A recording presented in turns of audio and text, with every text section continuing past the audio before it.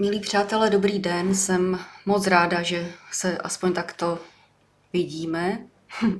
A děkuji za ty otázky. Mě to napadlo, protože vlastně už 8 měsíců tvořím ten facebookový profil a je tam celá řada zajímavých myšlenek, které tam zpracováváme, a tak jsem byla zvědavá, jak na to reagujete, a otázky, které oni častokrát úplně zapadnou v těch různých komentářích a je toho příliš mnoho, abych to dokázala všechno zpracovat, tak jsem si řekla, že to zkusíme takto dát na jednu hromádku.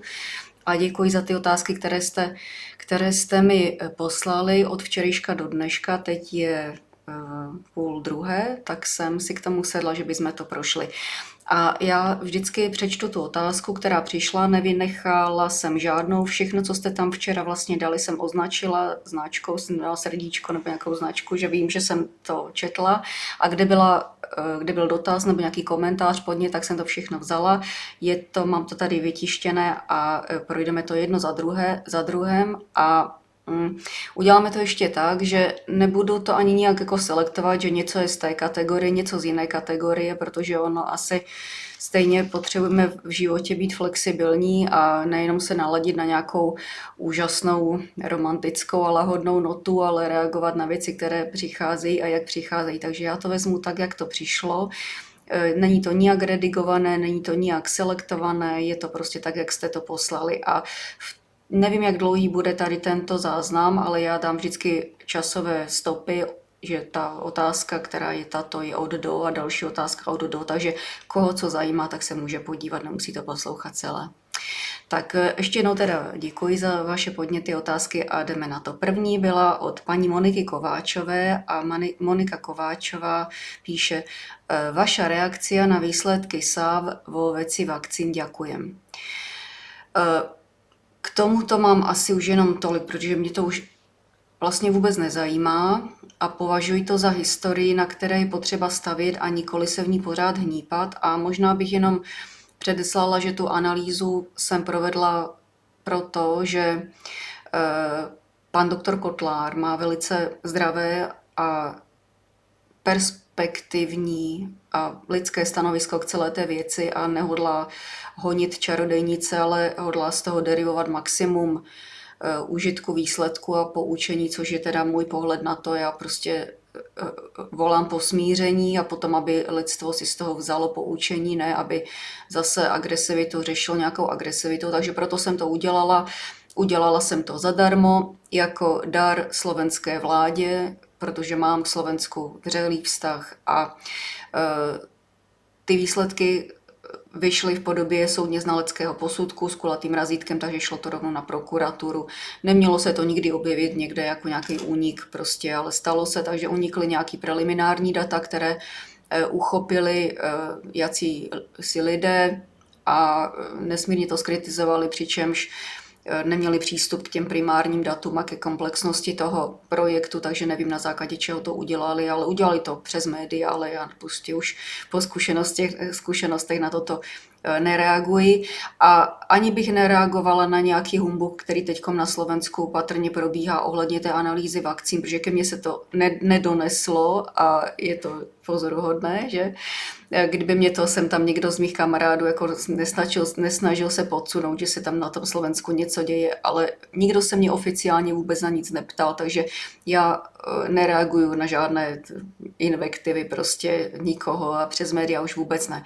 To, co k tomu ale chci říct, je, že vlastně ta analýza, která proběhla, tak hlavním smyslem té analýzy bylo ukázat, že v těch vakcínách je hodně nejistoty a hodně nejasných věcí, kromě toho, že je tam nějaké časové hledisko, které tyto vakcíny vůbec nesplňují, protože aspoň 5 let by měly být v nasazení od té chvíle, nebo testovány, než jsou nasazeny, což se vůbec nedělo, ale tak to je asi v tuto chvíli. To je taková objektivní věc, která je, taky se dělá, že jako kdyby neexistovala. Nicméně minimálně 12 laboratoří po světě hlásí identické nálezy, že ty vakcíny obsahují příliš vysoké až alarmující kvantity dvouřetězcové nukleové kyseliny, která teda kóduje S-protein, takže vlastně kóduje celou tu sekvenci. To, že Slovenská akademie věd tvrdí opak, tak myslím si, že je to asi, nevím o žádné jiné laboratoři, která by tvrdila, že to tam není, takže oni jsou na druhé straně toho spektra. Je tady 12 mezinárodních laboratoří, které to hlásí unisono. My jsme teda jedna z nich, Slovenská akademie věd hlásí pravý opak a já vlastně nevím, co se tam přihodilo, protože, jak říkám, mě oficiálně nikdo nekontaktoval v této věci a nevím vlastně, co Slovenská akademie věd analyzovala, protože ty šarže, které jsem analyzovala já tady u nás v laboratoři a rovněž ji analyzoval pan profesor Turánek, tak nikdo si pro ty šarže sem nepřijel, takže nevím, jaké šarže analyzovala Slovenská akademie věd, ale neanalyzovali jsme stejné vzorky, což je vlastně taková kritický požadavek, když se arbitruje, kdo udělal chybu či neudělal chybu, tak se vezme stejný vzorek a nezávisle se vyšetří. Takže tady se vyšetřily nějaké úplně jiné vakcíny, nevím prostě jaký původ, ale rozhodně to nebyly ty, které jsme vyšetřovali my, protože ty jsou tady u nás a nevím o tom, že by si je tady někdo přišel vyzvednout. Takže vyšetřovali jsme každý něco jiného, takže jako vyjadřovat se k tomu, kdo co našel, je vlastně irelevantní. A navíc ještě nevím ani, na co cílila Slovenská akademie věd, protože, jak je známo, tak tyto vakcíny neobsahují mRNA sekvenci toho původního wuhanského viru, ale obsahují mRNA sekvenci vlastně strojově vygenerovanou, která se liší od sekvence nukleové kyseliny původního wuhanského viru, ale kóduje stejný protein, protože jedna mRNA nemusí, prostě můžou být různé mRNA, které kódují stejný protein. Je tam nějaká variabilita na třetí pozici aminokyselinové sekvence v tripletu, takže toto je, ale to je taková technika, ale prostě ta sekvence se liší, to, co v těch vakcínách se liší od původního wuhanského viru, takže pokud, nevím, na co mířila Slovenská akademie věd, ale pokud mířila na ten původní wuhanský virus, na tu sekvenci mRNA, no tak samozřejmě ji v těch vakcínách detekovat nemůže, protože ta sekvence je jiná. Tu sekvenci vytvořil a publikoval a na NCBI je prostě veřejně dostupná pan doktor, není doktor, to je jedno prostě, Kevin McKernan, já jsem se s ním potkal na Porto Riku, jsem tam vlastně jela i kvůli tomu, abych se s ním potkala, je to skvělý chlap a on tu sekvenci anotoval, takže vlastně tu sekvenci já jsem použila stejně tak jako ostatní laboratoře, které hlásí jako velkou příměs tady toho kvantitativně. Takže nevím, na co mířila Slovenská akademie věd, ale pokud nepoužila sekvenci, kterou anotoval Kevin McKernan, tak nemohla vlastně identifikovat to, co v těch vakcínách je. Já jsem tady tu práci i s tou anotací všechno přiložila jako anex, jako přílohy k tomu soudně znaleckému posudku, který jsem předala panu doktoru Petru Kotlárovi, který si osobně jsem tady u nás v laboratoři pro ty posudky přijel, bylo jich 10 nebo 11, už nevím, a on prostě věděl, komu je potřebuje distribuovat. Takže za mě, já jsem svoji práci odvedla maximálně kvalitně, mám teda doktorát z medicíny, mám druhý doktorát z molekulární genetiky, virologie, mám atestaci z vyšetřovacích metod v molekulární genetice od roku 2004 pracuji v diagnostické laboratoři, která se tomuto programu věnuje. Od roku 2006 jsme vlastně začali zpracovat program molekulární mikrobiologie a od roku 2019 mám svou vlastní diagnostickou laboratoř, která pracuje s těmito technikami, takže je to vlastně co nás živí, tak troufnu si říct, že trošku tomu rozumím, o co jde. Takže já bych to asi opustila tím, že vlastně nevím, co vyšetřovala Slovenská akademie věd. Vím pouze, že určitě nevyšetřovali ty vzorky, které jsme vyšetřovali my, protože si tady pro ně nebyly pro ty samé loty. Ty samé loty si tady vyzvedl pan profesor Turánek, který je zase analyzuje jiným způsobem a data, která už má k dispozici, myslím, že rovněž nikoho z těch zastánců těchto takzvaných vakcín nepotěší. Ale to, co chci především říct, že otázka analyzovat tyto vakcíny patří do kompetence výrobce těch vakcín, protože jakmile se ukáže nebo je nějaké podezření, že jsou nějaké nesrovnalosti v rámci nějakého přípravku, jakéhokoliv potravinářského, natož farmakologického, no tak se k tomu vlastně musí postavit ten výrobce. Což se neděje a tady se různě pokoutně vyšetřuje a laboratoř prostě překrásně provede analýzu, není schopna to nikde opublikovat, protože tato data se ve vědecké aréně, která by měla přijímat jaksi názory ze všech stran, tak se úplně eliminují a cenzura je ještě pořád vlastně téměř absolutní. Nám se to podařilo opublikovat až po hrozných patálích a vyšlo to v časopise, který vybral jeden z toho našeho tvůrčího týmu, a to, že někdo říkal, že to je nějaký nekvalitní časopis nebo podobně, tak varianta v této době je, že se to opublikovat vůbec nedá, protože to není v souladu s hlavní ideologií strany a vlády. A to, že ten časopis má nízký impact faktor, tak celá řada pracovníků Akademie věd by byla moc ráda, kdyby publikovala v takovém impactu. A mimochodem jako to, že to je nějaký nekvalitní časopis a prostě takový jako různý invektivy na adresu toho časopisu, tak to co asi by potom případně řešili s editorem toho žurnálu, protože jeho by to určitě nepotěšilo, že někdo se takto vyjadřuje o jeho práci. Takže je to jenom takové obkopávání kotníků a já jsem si už dávno zvykla, že nereaguji vůbec na nic, co mi nepřistane na stole v podobě trestního oznámení. Všechno ostatní jsou pomluvy, různé řeči, nepodložené, a pokud to prostě pinká sem a tam přes média, tak to nepovažuji absolutně za nic, čím bych se měla zabývat. Takže já se tady tím zabývám jenom proto, že paní Monika Kováčová se mě na to zeptala, ale jinak to považuji za historii a hlavní zpráva vlastně toho celého je, že lidé by měli zpozornit, jako proč jsem to udělala, jak jsem říkala na začátku, aby lidé věděli, že je velká heterogenita mezi těmi jednotlivými šaržemi, že to není určitě homogenní produkt, že je tam řada pochybností o kvalitě toho procesu výroby a nebudu tady nějak hypotetizovat, ale pokud normální člověk ví, že ten produkt, který mu někdo případně nabízí, je tak různorodý, že se nedá spolehnout na jeho kvalitu, nebo že to bude pokaždé stejné, no tak taky byste si možná nekoupili rohlík od pekaře, kdybyste nevěděli, z čeho to zrovna namíchal, jestli to je vykynuté nebo nevykynuté a prostě kde to co se s tím dělo. Takže jenom takový úplně zdravý rozum. Takže moje zpráva je, že je tam příliš mnoho nejasností na to, aby se to dalo používat jako medicínsky schválený produkt. Takže jenom to jsem chtěla. A kdo chce si to nechat aplikovat, tak to je prostě jeho svobodné rozhodnutí, ale je tady prostě mnoho zpráv o tom, že je to příliš heterogenní a není spoleh na to, z čeho se ten přípravek skládá. Takže tím bych asi opustila téma tady tohoto projektu. A další otázky, které tady jsou, tak jsou už na daleko zajímavější téma, které já teda považuji za daleko zajímavější, protože souvisí s tím, jak se prostě vyvíjíme vpřed, jak se vyvíjí naše vědomí, protože vědomí potom tvoří všechno to, co je kolem nás.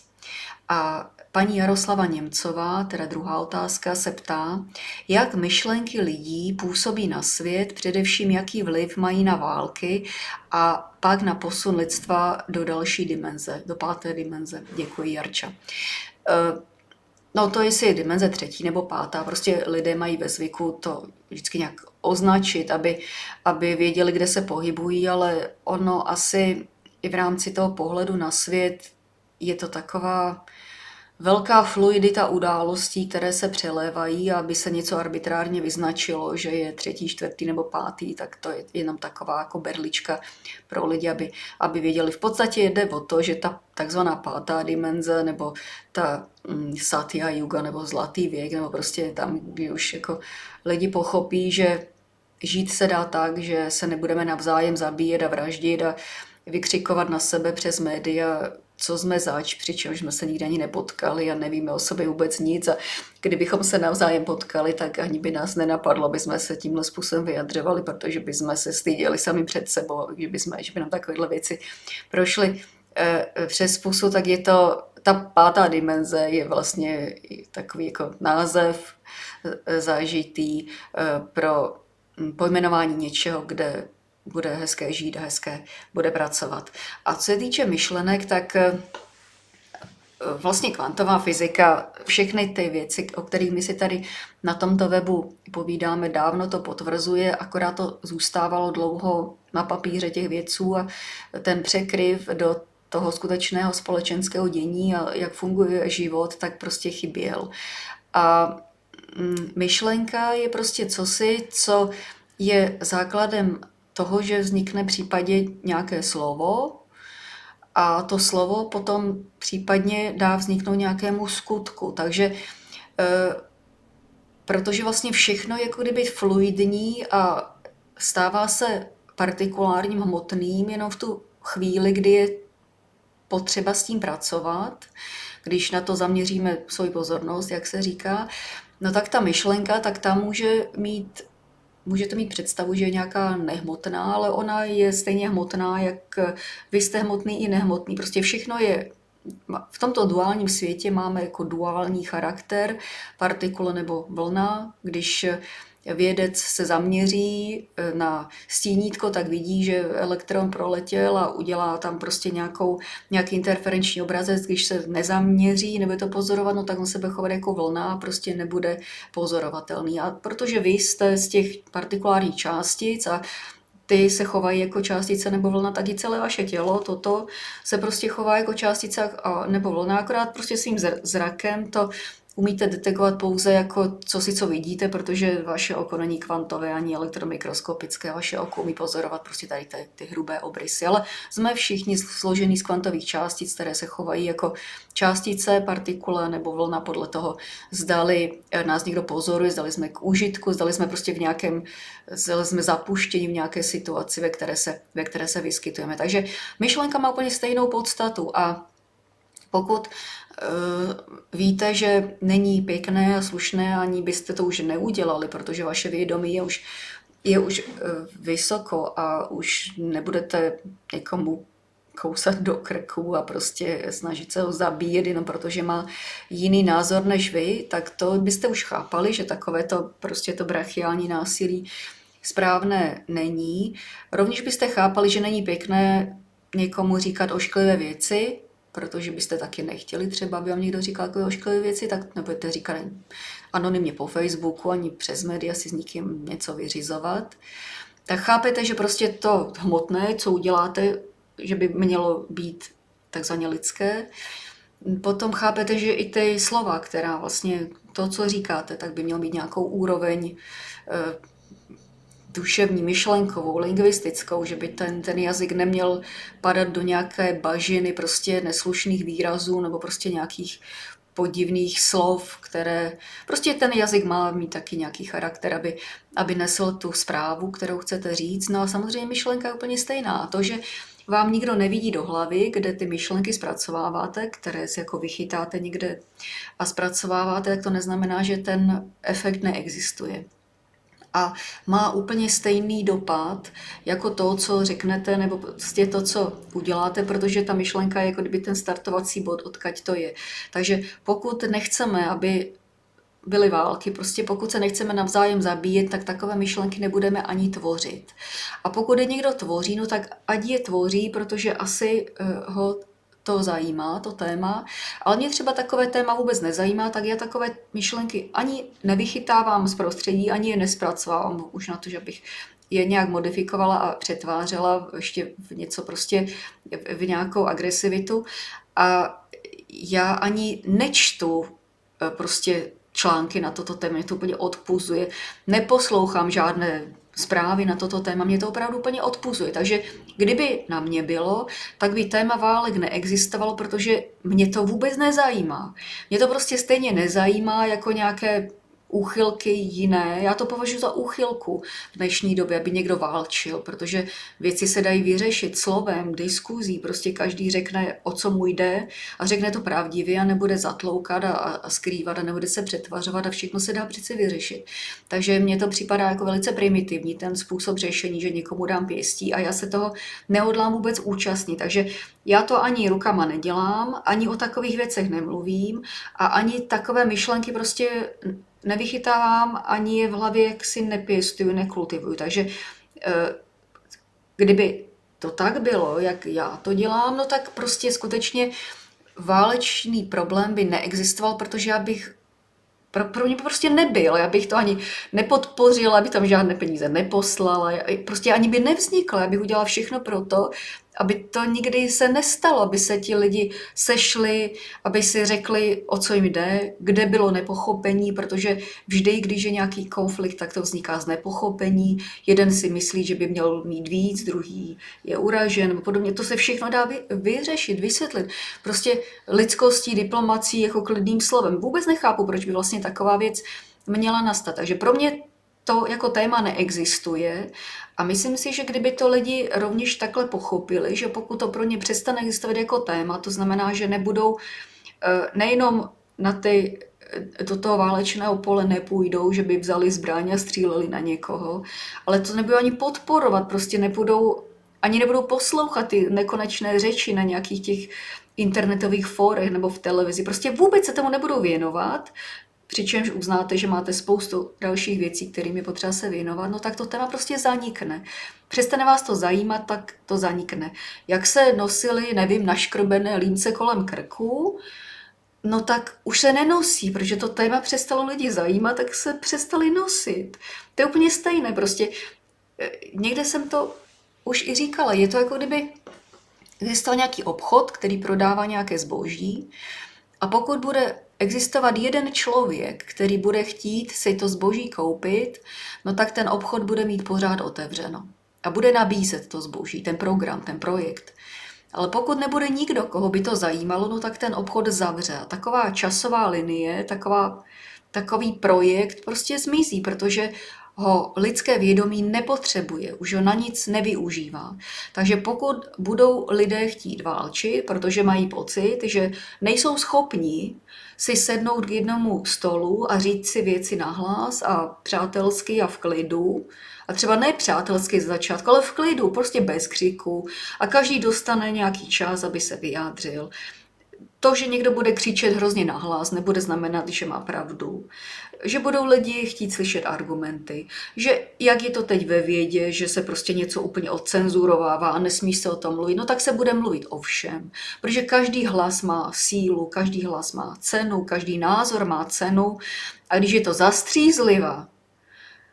zastřízlivá, že ten člověk je při plné vědomí, když to říká, no tak každý takový názor, který vznikne zastřízliva, tak má cenu a měl by být slyšen. A potom se uvidí, jako jaké názory prostě v tom košíku se objeví a vznikne z toho nějaký konsenzus, který vyhovuje, se kterým se dá pracovat, ve kterém se dá žít a ten se neustále modifikuje a vylepšuje.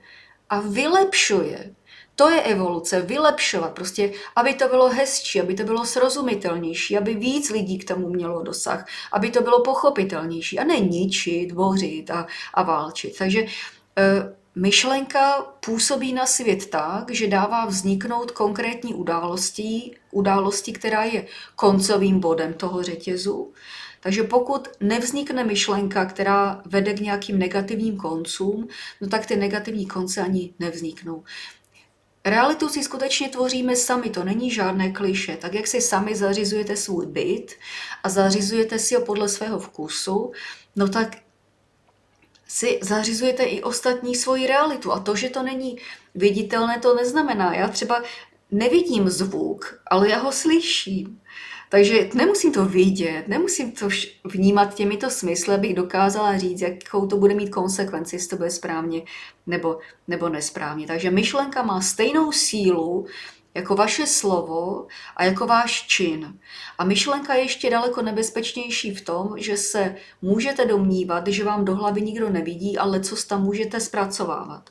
A pokud tam budete zpracovávat nějaké negativní věci a budete tvořit nějaký finální obraz, jak byste si přáli, jak někdo to prostě dojede a jak mu zakroutíte krkem a podobně, no tak nakonec se takováhle věc může jí stát a pokud víc lidí bude na této myšlence pracovat, tak se to podaří nakonec zhmotnit. Tak jak víc lidí pracuje na tom, aby se postavila dálnice, tak vznikne taková myšlenka, nakonec vznikla dálnice, tak pokud víc lidí chce, aby někde se vraždilo, kradlo nebo nevím co si, no tak nakonec se to prostě stane, protože ta komplexní, tak ta kumulativní síla těch myšlenek potom už má i určitou sílu, že se projeví. Takže pozor na své myšlenky a to je ta práce, kterou určitě člověk musí udělat sám, protože s tím mu nikdo nepomůže, protože do hlavy mu ten druhý nevidí. Takže dávejte pozor na to, co se vám honí hlavou a pokud jsou to myšlenky, které nejsou v souladu s vámi, tak je prostě zapuďte. A není to úplně jednoduchý proces zapudit takové negativní myšlenky, protože oni mají tendenci tam neustále se prostě dostávat do té vaší pozornosti. Tak když jsem se to učila já před dávnou dobou, tak nevěděla jsem, jak to tam udělat, pořád se to tam vracelo. Ale protože já mám takovou jakože jednolinkovou mentalitu a neumím košatě myslet, ale vždycky takovým tím možná mužským stylem, no tak jsem, když to přišlo, že se mi neustále vracely nějaké myšlenky, které jsem nechtěla, tak jsem si zpívala v hlavě písničky. A tím, jak neumím dělat dvě intelektuální činnosti najednou a potřeba jsem vědět, jak jdou ty sloky za sebou a ten text, byť nebyl nějak náročný, tak to, že jsem si ty písničky zpívala, tak vlastně způsobilo, že ty negativní myšlenky, já už jsem je nestačila registrovat. Já jsem registrovala, jsem se soustředila jen na tu píseň, kterou jsem si zpívala v hlavě. A toto trvalo, nevím, možná týden a ono se to, prostě ten vesmír jenom chce, abyste našli nějaký recept na váš problém. A když najdete recept na váš problém, tak váš problém přestane existovat, protože ho umíte vyřešit. Takže já jsem si týden, když to přišlo, tak jsem si zpívala různé písně, zopakovala všechno z dětství a moc to pomohlo. Takže je to určitě jako jedna z možností, jak to udělat. Takže myšlenka má stejnou sílu jako vaše slovo a jako váš čin, tak pozor na to. Tak. Další otázka. Jana Brožovská. Milá paní Soníčko, zachránila jste mě od očkování, moc si toho vážím. Chtěla jsem se zeptat, máte lucidní sny a když ano, můžete si v nich dělat, co chcete? Bavilo by mě občas si o nich popovídat. Děkuji.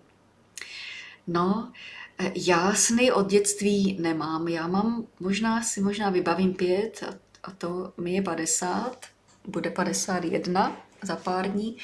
Já si možná vybavím 5 snů, ale já prostě spím jak dřevo, já nevím, usnu a je to pryč. Takže a nemám teda sny, kde bych jako brala inspiraci, ale mám přes den. Prostě najednou přijde, že vím. Prostě najednou vím.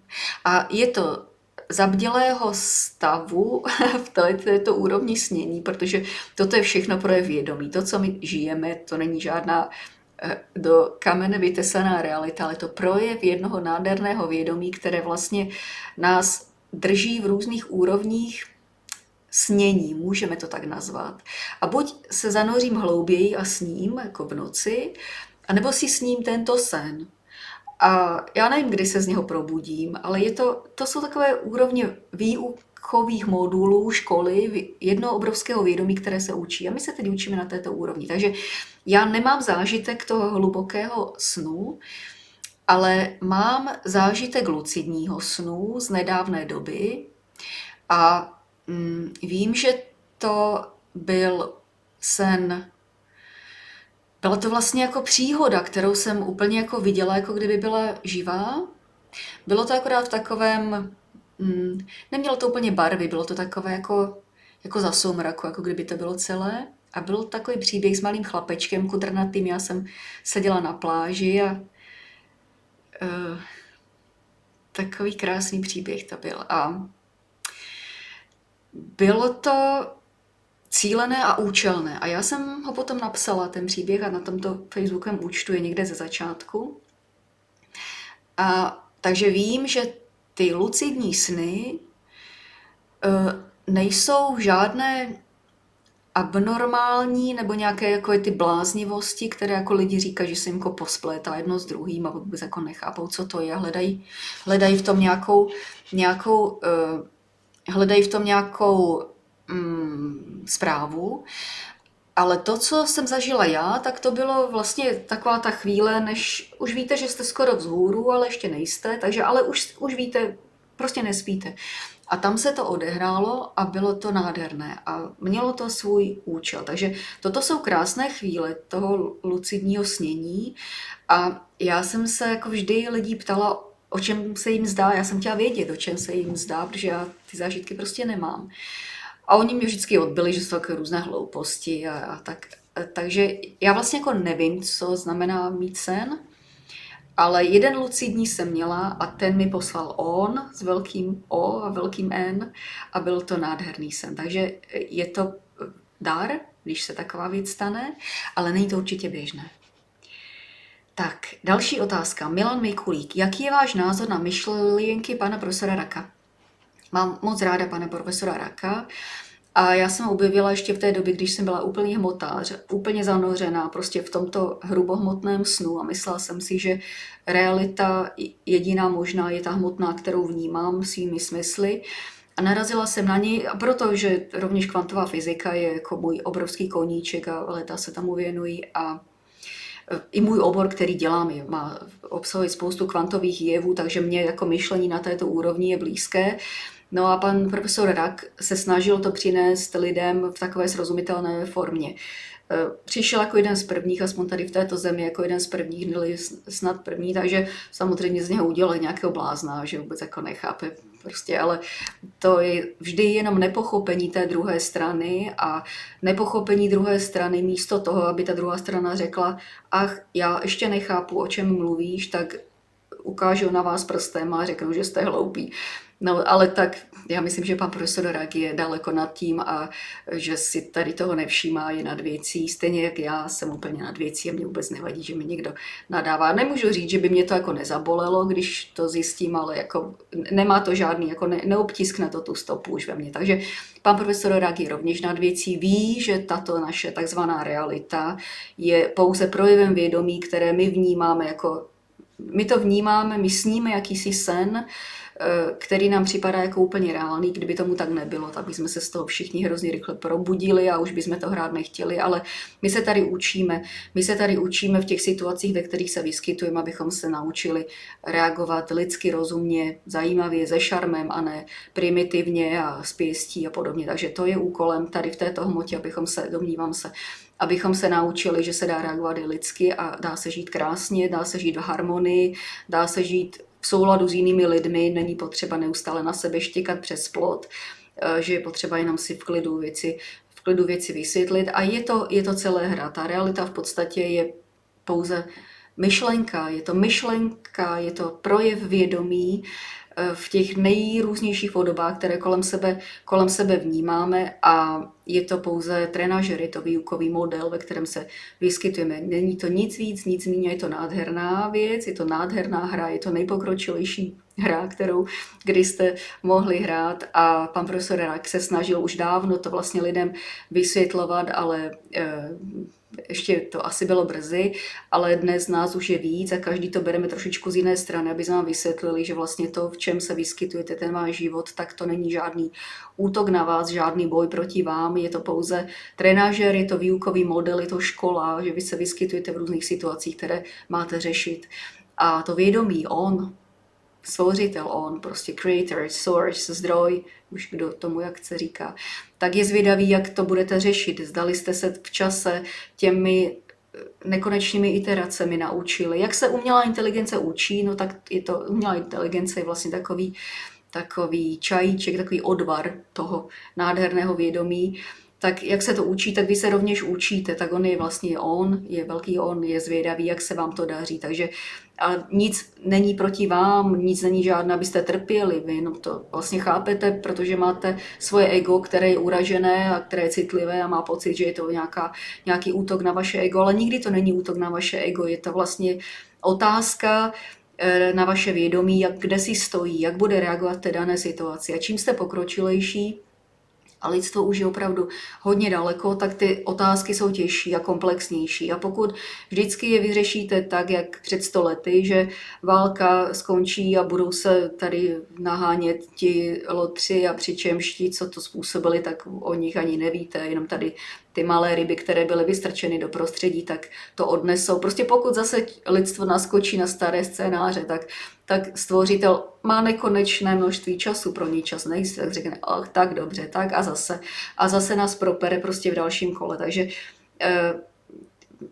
to, co se snažil vlastně pan profesor Rak už dávno lidem vysvětlit, že to, v čem se vyskytují, je prostě hra, kde oni hrají nějakou roli a bylo by dobré, aby tu svoji roli hráli se šarmem, inteligentně, aby zapnuli svůj intelekt, aby porozuměli, že je to jakási úroveň snění, jakási úroveň iluzorní, pouze iluzorní reality, a kterou si navíc sami tvoříte. Takže koho si k sobě připustíte, koho si pustíte do své reality, tak on tam bude. Jenom nesmíte nikomu dovolit, aby vám vnutil tam to, co nechcete. Takže vy, co chcete, si tam vpuste, co nechcete, si tam nevpuste a potom si tady tu konkrétní událost rozehrávejte tak, jak chcete. Jako v divadle, jak se díváte na jeviště v divadle, tak je to váš život, který hrajete a hrajte ho smysluplně a hrajte ho se šarmem a hrajte ho lidsky a hrajte ho tak, aby on byl vlastně už pomalučku konečně spokojen, že se mu tady v tomto inkubátoru podařilo vypěstovat něco, co má zajímavé parametry, smysl a nepere se pořád a nelační to po krvi, protože je to vlastně k smíchu, protože evoluce probíhá tím, že se tvoří, nikoli, že se boří. Takže pan profesor Rak je báječný, věci vysvětluje svým způsobem, spíš takovým jako kdyby z vědecké strany k tomu neustále přistupuje. Já k tomu přistupuju, beru ty vědecké poznatky, ale přistupuju k tomu spíš i trošku tak jako emocionálně. Říkám vám různé příběhy, píšu vám tedy různé texty, aby se vám to dobře četlo, abyste to pochopili vlastně, o co se tady jedná, že se skutečně nejedná o to, že byste byli sám voják v poli postavený do nějaké hrubé, drsné prostě reality, která je vytesaná z kamene, nikoli. Je to všechno projev vašeho vědomí a sníte jakýsi sen v této úrovni iluze a jde o to, jakým způsobem ho budete snít. A jak ho budete snít, jak budete rozehrávat tu hru, ve které se vyskytujete, tu pasáž, tu epizodu, to tak vám bude.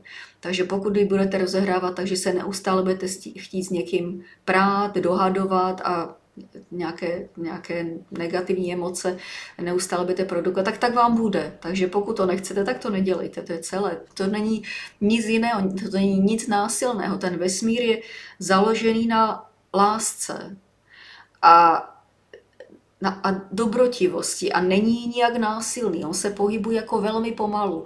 On nemá rád žádné trhavé pohyby.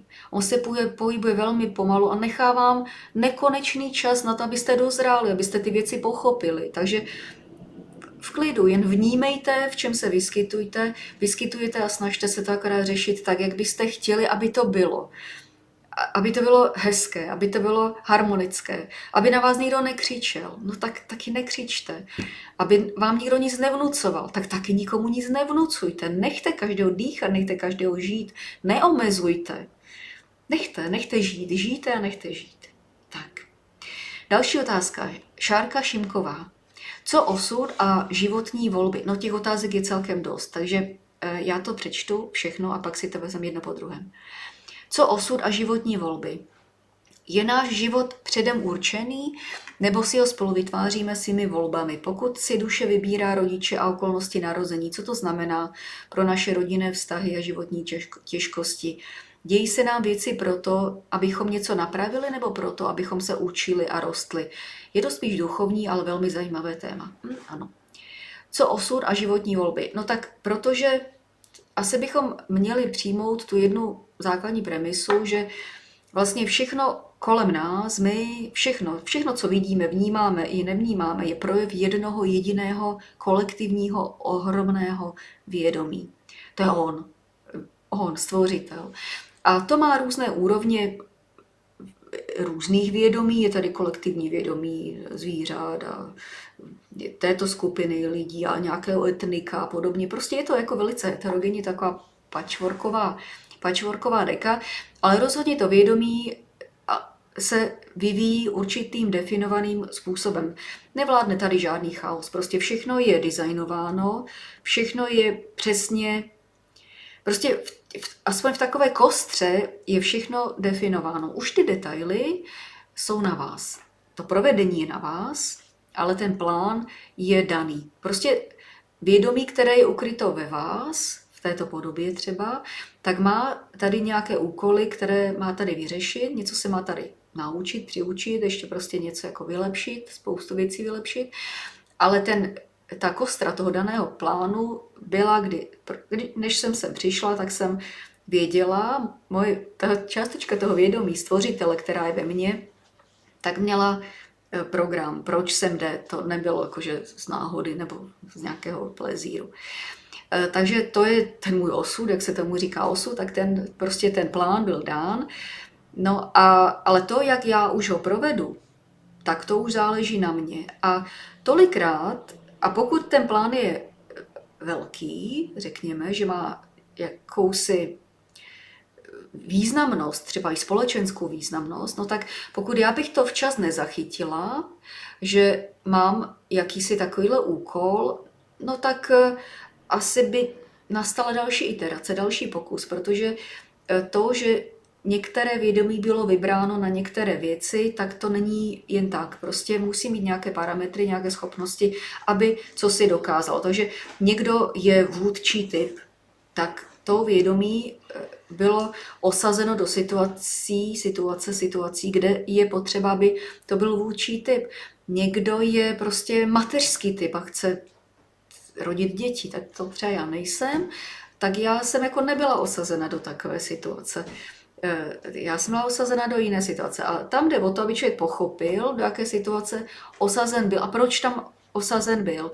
A toto vyžaduje jakési propojení s tím zdrojem, protože tady v této hmotě, v tomto snu této hrubé hmoty jsme tak trošku odstříhlí, máme pocit odstříhnutosti od toho zdroje, protože nám tady chybí jistá energie, která propojuje nás v této rovině s tím zdrojem. To je taková ta láskyplnost, dobrotivost, říká se tomu láska, což není žádné růžové slovo, ale to druh energie, je to nejsilnější pozitivní energie vesmíru, která způsobí, že se věci daří. Je to v podstatě takovej je to cosi, na co opravdu jede ten náš motor. Bez lásky se prostě nic nedaří. Bez lásky jste smutný, jste depresivní, nemáte náladu na nic, nemáte nápady a pokud žijete v láskyplném prostředí, tak najednou všechno se daří, všechno jde, všechno stíháte, to asi znáte. Takže my máme všichni jakýsi plán, kvůli kterému tady jsme, protože není žádný chaos. Už i ten Stephen Hawking, než umřel, tak to prostě řekl, že vesmír je designován, protože mu nic jiného nevycházelo z těch jeho vědeckých postupů, které používal. Ale ta volba, jak to provedeme, ta je naše. Ten detail provedení je náš a my se rozhodujeme, máme svůj vlastní vůli, jak to uděláme. Zda to uděláme tím nebo oním způsobem. A to je rovněž to zajímavé, co stvořitele zajímá, jak my to provedeme. No a to, že si vybíráme rodiče okolnosti při narození, ano, to jsou to takzvané karmické skupiny, které se potkávají a opakovaně se potkávají, protože se něco učí, něco si navzájem takzvaně vyřizují, až konečně si to vyřídí do detailu, ale většinou to vyřízení znamená, že si odpustí, co si kdy provedli, že se naučí spolu koexistovat, že pochopí, že i když někdo je trošku jiný, tak to neznamená, že je jiný, špatný a prostě na vyhození, ale je prostě jiný, má jako jiný pohled na svět a že to chce, aby lidé společně mluvili, aby se diplomaticky bavili o věcech, aby na sebe nekřičeli, aby argumentovali, aby neustále neměl někdo pocit, že si má něco dokazovat, že má být lepší, protože je nějaká patriarchální společnost nebo nějaká jiná společnost. Aby to bylo harmonické a vyrovnané a potom se věci dají posunout vpřed. A tyto karmické skupiny, tak to jsou ty naše rodiny. Takže my se tady jakože setkáváme a kolikrát nemůžeme se porozumět s rodiči a s dětmi je nějaký problém. A to je pořád prostě řešíme tam nějaký. Vždycky je potřeba se zamyslet, proč to je. Asi vždy první otázka, když něco vás vyvede z rovnováhy nebo je jinak, jak byste si představili, tak se zeptejte proč.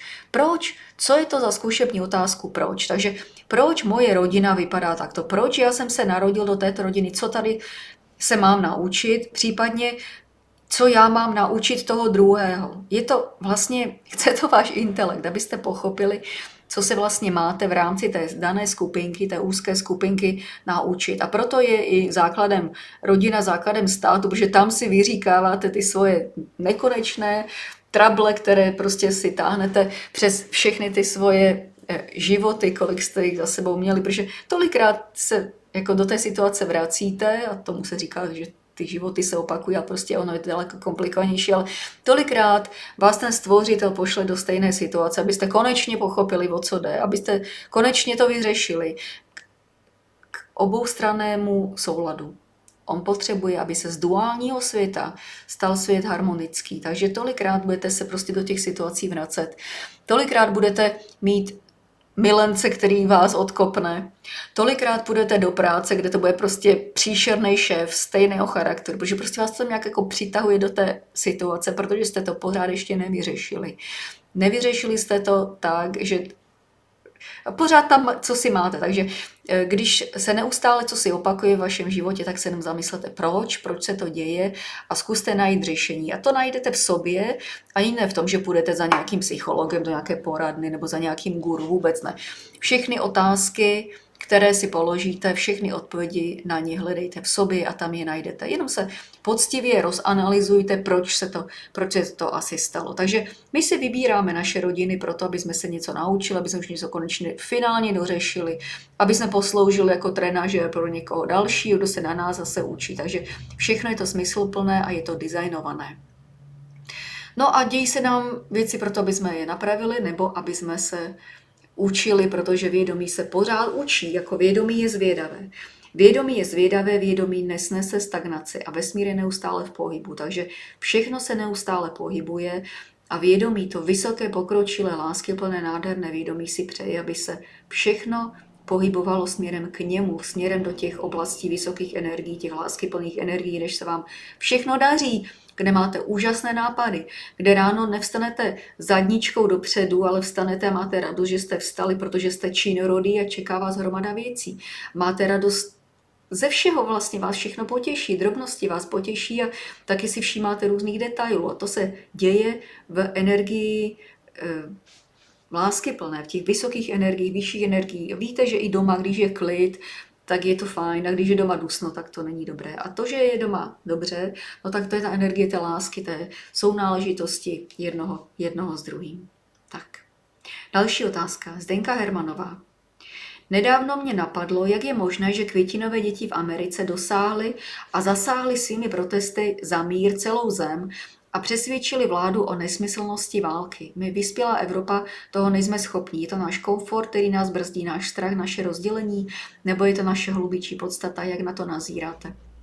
Tak to je otázka, která už se souvisí s tou předchozí. Ty květinové děti hlásali lásku. A oni to dělali tak, že tak populární bylo LSD a tady ty prostě různé relaxační drogy a ono je to dostalo do hladiny vědomí, kdy byli vlastně jakože v pohodě, v dobrém rozpoložení, v harmonii, pokud to nepřeháněli. A tato energie, která prostě, protože všechno je energie, která je v jisté podobě, buď se zhmotní, a nebo je energie, že ji vidím, ji slyším, prostě energie má nekonečné množství provedení. No a ta láska rovněž jako způsobí, že v tom prostředí se daří. A v prostředí lásky neexistuje, aby někoho vůbec napadlo, že bude s někým válčit.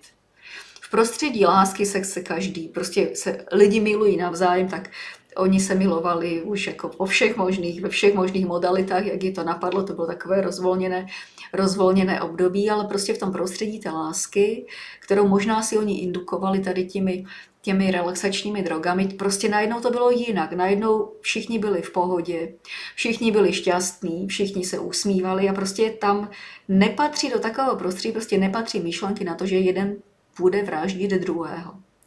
Nemyslím si, že by lidské vědomí dnes potřebovalo relaxační drogy, aby vlastně pochopilo, že ta vysoká energie se dá indukovat i ze sebe, že my dokážeme být zdrojem této vysoké energie a šířit kolem sebe klid a prostě pohodu a lásku a všechny ty dobré lidské vlastnosti a lidské emoce a dobré lidské vlastnosti používat. Takže To, proč se to tenkrát podařilo, to byly ty děti lásky. To udělala ta láska, to udělala ta energie, kterou oni vyprodukovali sice umělým způsobem, ale vložili, přinesli to do společnosti. Takže náš úkol dneska je stejný, ale neudělat to tím umělým způsobem přes nějaké drogy nebo přes nějaké takovéhle pomůcky, ale udělat to přes to, že pochopíme, že to vlastně neseme všichni v sobě, že to musíme jenom probudit, že to nic není, prostě jenom když se rozhoduji v dané situaci, jak budu reagovat a mám na výběr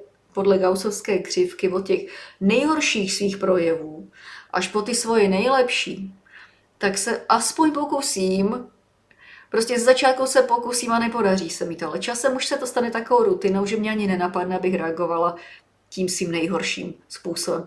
A uměla bych, kdybych chtěla, ale já nechci, já to prostě už nechci. Takže květinové děti to takto dělali pod vlivem těch svých prostě všelijakých LSD a nevím čeho, ale my to dokážeme tak, že si šáhneme do sebe a vlastně ze sebe to vyprodukujeme tu energii, protože my ji v sobě máme. Další otázka. Hana Knitlová. Není on, velké on, velký on, kterého hledáte maskovaný jako ona, například Ivanka Adamcová? No tak já hledám svého on a já vím, kdo to je. A já vím, kdo to je. A není to Ivanka Adamcová, ale on má nekonečné množství projevů, takže pro každou ona je on. A Ivanka Adamcová, úžasná dáma, je ona. A Ivanka Adamcová má svého on. Takže Ivanka Adamcová není můj dvouplamen. Ivanka Adamcová má svůj dvouplamen a to bude zcela jistě nějaký on a já myslím, že Ivanka Adamcová ví, kdo to je, protože to je úžasná spirituální dáma a vlastně dělá podobnou práci, jak děláme například my a zase svým způsobem. Každý má prostě svůj způsob, proto má i svoji skupinku lidí, kterou to k němu táhne, protože to jsou ty energetické doteky, jak spolu ladíme. Takže Ivanka to dělá svým způsobem, někdo to dělá dalším způsobem a každý má prostě svoji skupinku lidí, která s tím rezonuje, kterou to přitahuje, protože podobné přitahuje podobné. Takže Ivanka Adamcová má zcela jistě svého on a ona ho najde a ten její on moc dobře ví, že má svojí ona a že to je Ivanka Adamcová. Tak, Hana Klusáčková, co je Q&A, ano, questions and answers, otázky a odpovědi, tak já bych chtěla něco o kolektivním a nekolektivním vědomí. Nekolektivní vědomí je vlastně pojem, který ukazuje na to, že dané vědomí ukryté v daném jedinci ztratilo ten pocit sounáležitosti se svým zdrojem. Proto je nekolektivní, je odpojené a vlastně toto je nejhorší způsob ztracenosti v tomto vesmíru, jaký může být. Můžete se ztratit v časoprostoru, ale pokud cítíte to propojení se zdrojem, tak nejste ztraceni, jenom jste někde jinde. Ale prostě pořád víte, pořád prostě cítíte tu ochrannou ruku, protože část z něj, ze stvořitel, z toho obrovského kolektivního vědomí, je ve vás. Takže on si vás hlídá, on přesně o vás ví. Akorát vy máte pocit, že to necítíte, protože vám chybí ta láska, prostě chybí vám to, co dávali ty květinové děti a to, co bychom měli my dokázat indukovat sami, my to i dokážeme, jenom prostě to chce trošku se na to soustředit. Takže nekolektivní vědomí je vlastně smutný příběh. Ale kolektivní vědomí je velice zajímavý příběh, protože samozřejmě záleží na úrovni, záleží na skupině, které se to týká. Jiné kolektivní vědomí má pes, jiné kolektivní vědomí má slepice, jiné kolektivní vědomí má člověk, jiné kolektivní vědomí má subpopulace lidská podle různých etnik, podle různých krajů, kde ta skupina lidí žije, tak to jsou vlastně kolektivní vědomí a z toho všeho se potom skládá to celkové vědomí. Takže kolektivní vědomí je nádherná věc a vůbec to neznamená, že jsme nějaká univerzální hnědá omáčka, ale jsme všichni individuality, každý se projevíme po svém, na své úrovni jaksi vývoje vědomí a ale současně všichni bychom měli cítit to napojení k tomu celku. Což znamená, že se nebudeme nikdy cítit ztracení a opuštění a v nějaké hluboké depresi, že nás nikdo nechce, a že jsme osaměli, protože to nikdy tak není. I když můžeme mít pocit osamělosti od jiných lidí, protože s nimi si třeba nerozumíme tolik, ale vždy máme pocit toho propojení s tím zdrojem, kterého kousíček je v nás. A to je nádherné, to se nikdy nestratí a to je prostě cosi, co je nad to není, to je prostě cosi tak nádherného. Jakmile to ucítíte, tak si to potom už kultivujete a víte, co to chce, aby to spojení nemizelo. Když si představíte zase gaussovskou křivku vašich projevů od těch nejhorších, těch temných, až po ty nejkrásnější světlé, že opravdu jste láskyplná bytost, ať to teda nezní jako nějaké kliše, tak ta ruka toho zdroje, ze kterého vy jste kousíček, tak se k vám natahuje způsobem, a že vás drží na té straně gaussovské křivky, která je co nejdál od vašich temných vlastností a temných projevů. Takže pokud chcete toto spojení, aby vzniklo a chcete ho, aby drželo, to je taková síla spojení a já se k tomu dostanu za chviličku. Tomu se jako v této iluzorní realitě se tomu jako nevyrovná vůbec nic. Toto je spojení dvou plamenů, které vlastně je to nejsilnější. A tady všechno, co je ve vašem okolí, to jsou všechno takové jako částečné, na té škále od 1 do 100, tak já nevím, kde se to pohybuje, ale rozhodně to není 100. 100 je až to, kde se držíte tady nahoře. A tady nahoře se držíte, když váš život se odvíjí tak, že že se prostě pohybujete na té straně těch dobrých lidských vlastností a těch dobrých lidských projevů. Takže to nepotřebujete žádné drogy, nepotřebujete žádného guru, aby vám to říkal, jenom je to opravdu tak, prostě chovejte se slušně lidsky, podejte pomocnou ruku, prostě víte, které jsou ty dobré lidské vlastnosti a pohybujte se ve svých projevech tam. A to musíte udělat vy, to za vás neudělá žádný guru, ani žádná ayahuasca, nebo jak se to, prostě nic, jako to musíte vy sami. Víte, kde jsou vaše temné stránky, víte, kde jsou vaše světlé stránky, takže pracujte, žijte, existujte v těch světlých momentech a reagujte tím lidským způsobem. I když na vás někdo zaútočí, tak vy neodpovídejte zase agresivitou. Odpovězte prostě klidně, chvilku to prodejchejte a odpovězte klidně. Z začátku to bude pracné, ale potom už se to stane takovou rutinou, že vás vlastně jako nikdo nevyprovokuje k nějakému jekotu, křiku, k hrubým výrazům a podobně. Neexistuje. Prostě, když někdo chce do vás útočit, protože má zrovna takovou náladu, rozpoložení, no tak stůjte, dívejte se na něj nebo někam odejděte. Ale jako nevracejte mu stejným dílem. A pokud se toto stane, tak najednou zjistíte, že ten kontakt s tím vyšším vědomím se objeví. A to je tak nádherný kontakt, že pokud prostě nelze o něj přijít, nelze. A potom uděláte vlastně všechno pro to, abyste ho drželi. A není to vůbec složité, je to jednoduché, je to jenom tím, že se budete prostě chovat ve svém okolí, ve svém světě slušně, jako člověk. Budete se chovat diplomaticky, nebudete agresivní, nebudete chtít žádnou válku, prostě budete harmonická mírumilovná osobnost. Harmonická mírumilovná osobnost je asi vlastně to, co to chce, abyste ten kontakt vlastně pořád drželi. A nic a nikdo, a to teda můžu říct, vás nepřiměje k tomu, abyste ulevili tady z toho. Budete se pořád snažit jenom, aby to bylo víc a víc, aby ten kontakt byl silnější a silnější. A nic na světě, žádná vláda, žádný premiér, nikdo, rodič, váš partner, nikdo, žádné vydírání, nikdo vás nepřiměje k tomu. A nic, abyste se zase vrátili do svých temných oblastí, protože víte, že byste přišli o toto. A o toto přijít nemůžete nikdy, protože jakmile to jednou ucítíte, to není droga, to je víc než droga, to je prostě jako, to ucítíte, že jste najednou součást něčeho úžasného, nádherného, že jste našli sebe sama, že jste se konečně z toho nekolektivního vědomí, z toho ztraceného chudinky někde, najednou jste součástí něčeho překrásného, kde můžete tvořit, jste kreativní, daří se vám a je vám dobře. Takže toto je vlastně žádný guru, nepotřebujete nic, jenom potřebujete si uvědomit, prostě kde fungujete ve svém životě a fungovat na té straně toho pozitivního spektra. Tak, to je asi ono. Tady je otázka Iva sušení mrazem. Já s dovolením ji dám až nakonec, protože teď si přeci jenom jako tečeme na nějaké linii a nechci od toho odskakovat. Takže tuto otázku s dovolením dám až na závěr.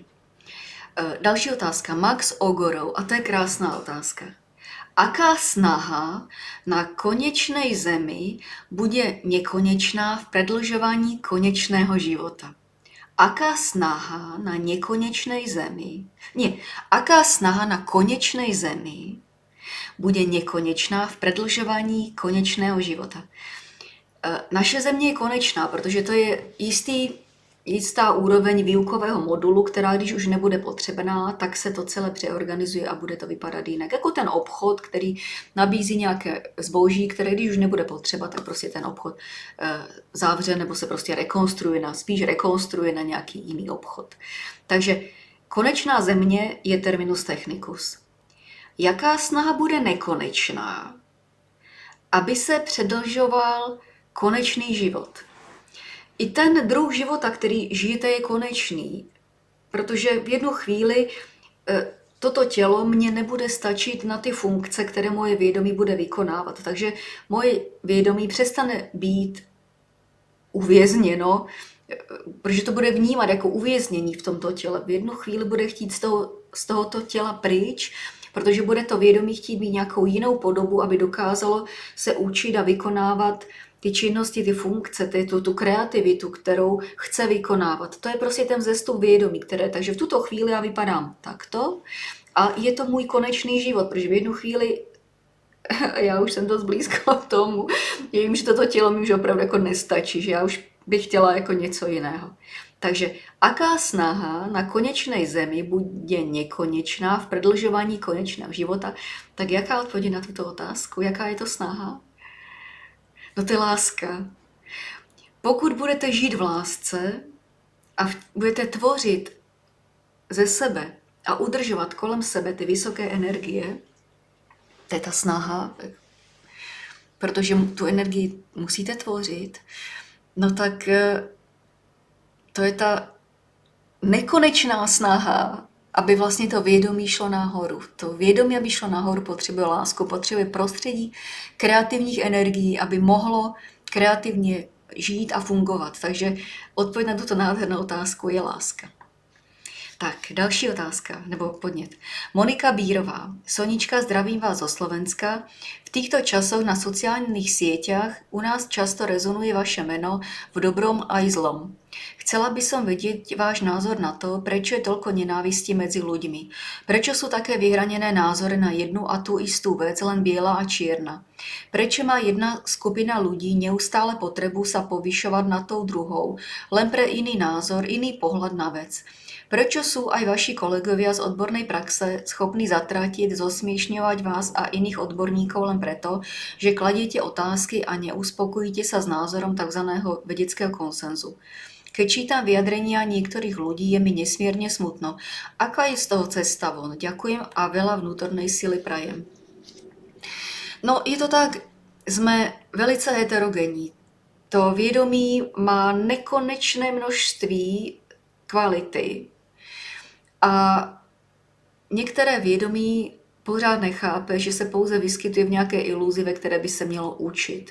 Že je to pouze výukový modul. Myslí si, že jsou to nějaké útoky na něj. Některé vědomí má příliš silné ego, které nepřipustí žádnou kritiku.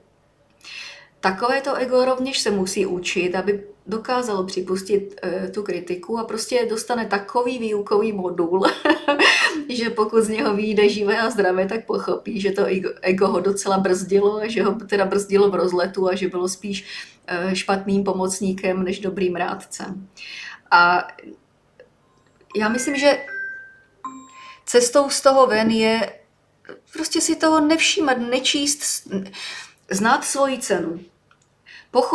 Pochopíte svoji cenu a jakmile pochopíte svoji cenu, no tak ten, kdo se vás snaží přesvědčit o tom, že to tak není, nějakým směšným pseudoargumentem, to ani není pseudo, prostě nějakým křikem nebo nějakým mediálním, nevím prostě, tak vy se tomu vlastně už jenom zasmějete, protože víte, co jste, vy znáte svoji cenu.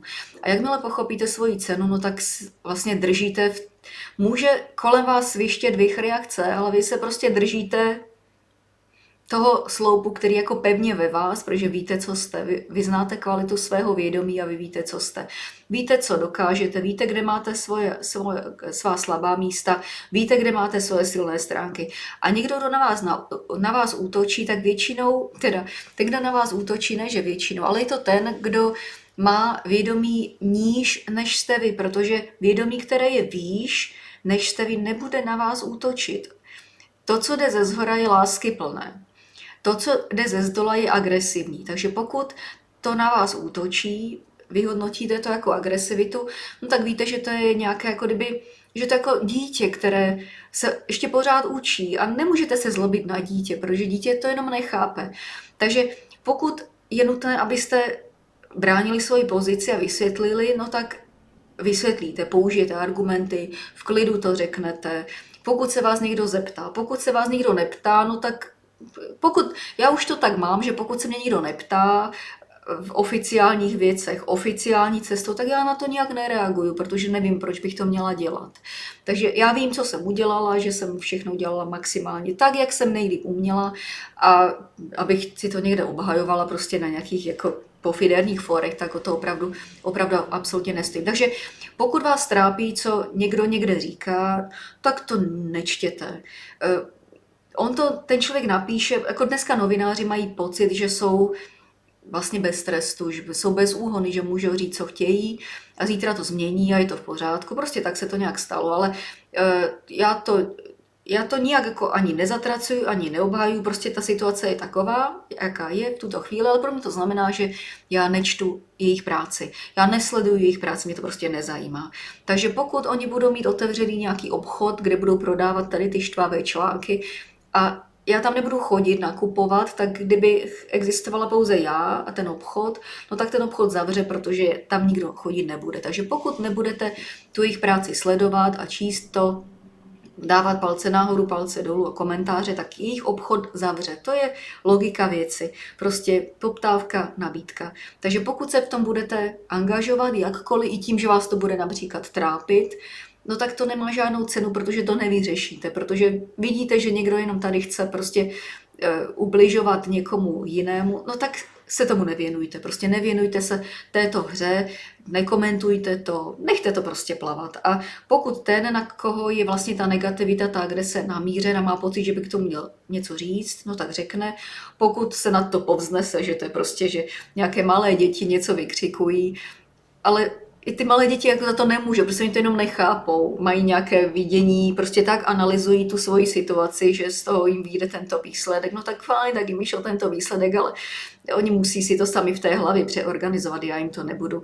Já nevím, já neznám všechny okolností, v jakých se vyskytují, takže pokud mám pocit, že bych se měla bránit, tak to udělám, pokud ne, tak to nedělám a nenechávám se vyprovokovat, protože oni vlastně většinou, ta novinářina dnes je založená na takovém tom kliše, kterému se říká konflikt mezi dvěma lidma. Oni prostě jako vytvoří konflikt, snaží se vytvořit konflikt mezi dvěma stranama, protože to jim dává ty kliky a oni z toho žijí. Tak jenom to pochopte, že to tak je. Zeptejte se, proč se to děje. Pochopte, že je to vlastně jenom je to taková ta návnada na ty kliky. Vy je tím živíte, oni z těch kliků mají reklamy, z toho zase můžou tvořit tyto věci. Takže vy vlastně jako vy je živíte, vy jim způsobujete, že ta jejich práce nadále trvá. Takže pokud nechcete, aby to dělali, no tak nepodporujte prostě tady ty jejich aktivity. To je celé. Pokud to nechcete, tak to nedělejte.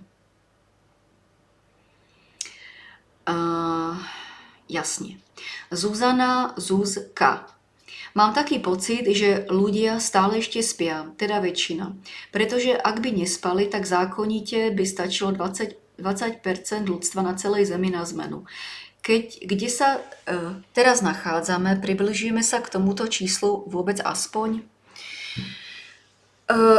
Já myslím, že pokud lidi pochopí, že jenom hrají nějakou hru v této iluzorní realitě, tak jim to pomůže přeorganizovat své myšlenky, že se zamyslí nad tím, proč se nechali nachytat, proč se nechávají vyprovokovat, proč reagují nesmyslně, proč se jako chovají vlastně způsobem, který potom litují. Takže toto myslím si, že jako je první krok. Pochopit, že to, co kolem nás je, není hmotná realita vytesaná do kamene, ale je to úžasná iluze, která je prostě tak skutečná, má pocit takové skutečnosti, že my to hrajeme jako skuteční herci, prostě my se oddáváme vášním a prostě různým věcem, jo? A přijde nám to, že to je opravdu, jako je to tak a nemůže to být nějak jinak, ale může to být všelijak a může to být přesně tak a tak to bude, jak si to vy uděláte. Takže když lidé toto pochopí, tak já myslím, že okamžitě se skokovitě jako kdyby změní, protože intelekt tady je. Tady je pouze nepochopení toho, v čem ten intelekt vlastně jakože žije. Ten intelekt nechápe, že žije jenom v nějakém snu, v nějaké iluzi, aby se učil, aby se to vědomí prostě učilo. Takže jakmile lidi vstřebají tuto základní myšlenku, tak hned se jim hrozně moc úleví a myslím, že skokovitě to potom nabíde těch lidí, kteří budou takzvaně probuzení. Já vidím například z těch příspěvků, kolik lidí dává palec nahoru, kolik lidí se na to podívá a kolik lidí dá palec nahoru, tak je to třeba 10%. Ale to není jako, že 10% bílého potřebuje vyvážit 10% černého. Stačí málo bílé barvy, aby z té černé se hned stala jako kdyby pastelová. Jak vznikají pastelové barvy? To není jako půl na půl. Přidáte malinko a už se vlastně změní odstín. Takže není potřeba, aby všichni to pochopili. Je potřeba, nebo bylo by dobré, nebo co je dobré. Prostě všechno je správně, jak to má být. Jako to vědomí se vyvíjí na nekonečné množství jako svých úrovní. Někdo to nechápe, ale to není, že je hloupej. Prostě jenom jako jinak vidí věci. To vůbec neznamená, že je to špatně, že je to hloupé, nebo že bychom ho měli nějak jako zatracovat. Prostě má to takto, akorát je potřeba, aby lidi jako znali základní principy. A základní princip tohoto světa, jak to říká i kvantová fyzika, kvantová věda, což je jako vlastně hmotařská věda, tak hmotařská věda říká, že je to všechno design, že to je prostě designovaná věc. Vesmír je designovaná věc, takže vy se vyskytujete v designované věci, to znamená, že se tady vyskytujete se záměrem, nic není náhoda, všechno je propojeno, všechno je prostě propleteno a ten vesmír se neustále vyvíjí v pohybu, ale on je pomalý, to je prostě valivá, obrovská síla, která nakonec jako chce vést nějakým směrem. Takže pokud lidé pochopí, že je to hra, že je to celé hra, jak i říká pan profesor Rak už léta svým jako vědeckým přístupem, jak já se snažím takovým jako víc emocionální vám to přinést, tak pokud pochopíte, že se vyskytujete ve hře, tak každá jedna situace, ve které jste a zeptáte se, proč jsem v té situaci, a jak ji mám řešit, že budu řešit prostě jako hezkým způsobem, tak vám to hrozně moc pomůže, najednou se stanete tím probuzeným. A najednou zjistíte, že vám to vůbec nestojí o to, abyste se s někým hádali, abyste dělali prostě nějaký humbuk, abyste válčili a podobně. A toto najednou zvedá vlastně to číslo, to plusové číslo toho energetického potenciálu lidí, protože ta energie má číslo, má nějakou hodnotu, záporná, kladná, tak to přeci z fyziky víte. Takže negativní energie, prostě křik, žárlivost, svárlivost, války, nevím, prostě vraždění, tak to je všechno mínus. Pozitivní. Pomůžu, jsem velkorysý, nežádlím, umožním, dovolím, neomezuju, to je plus.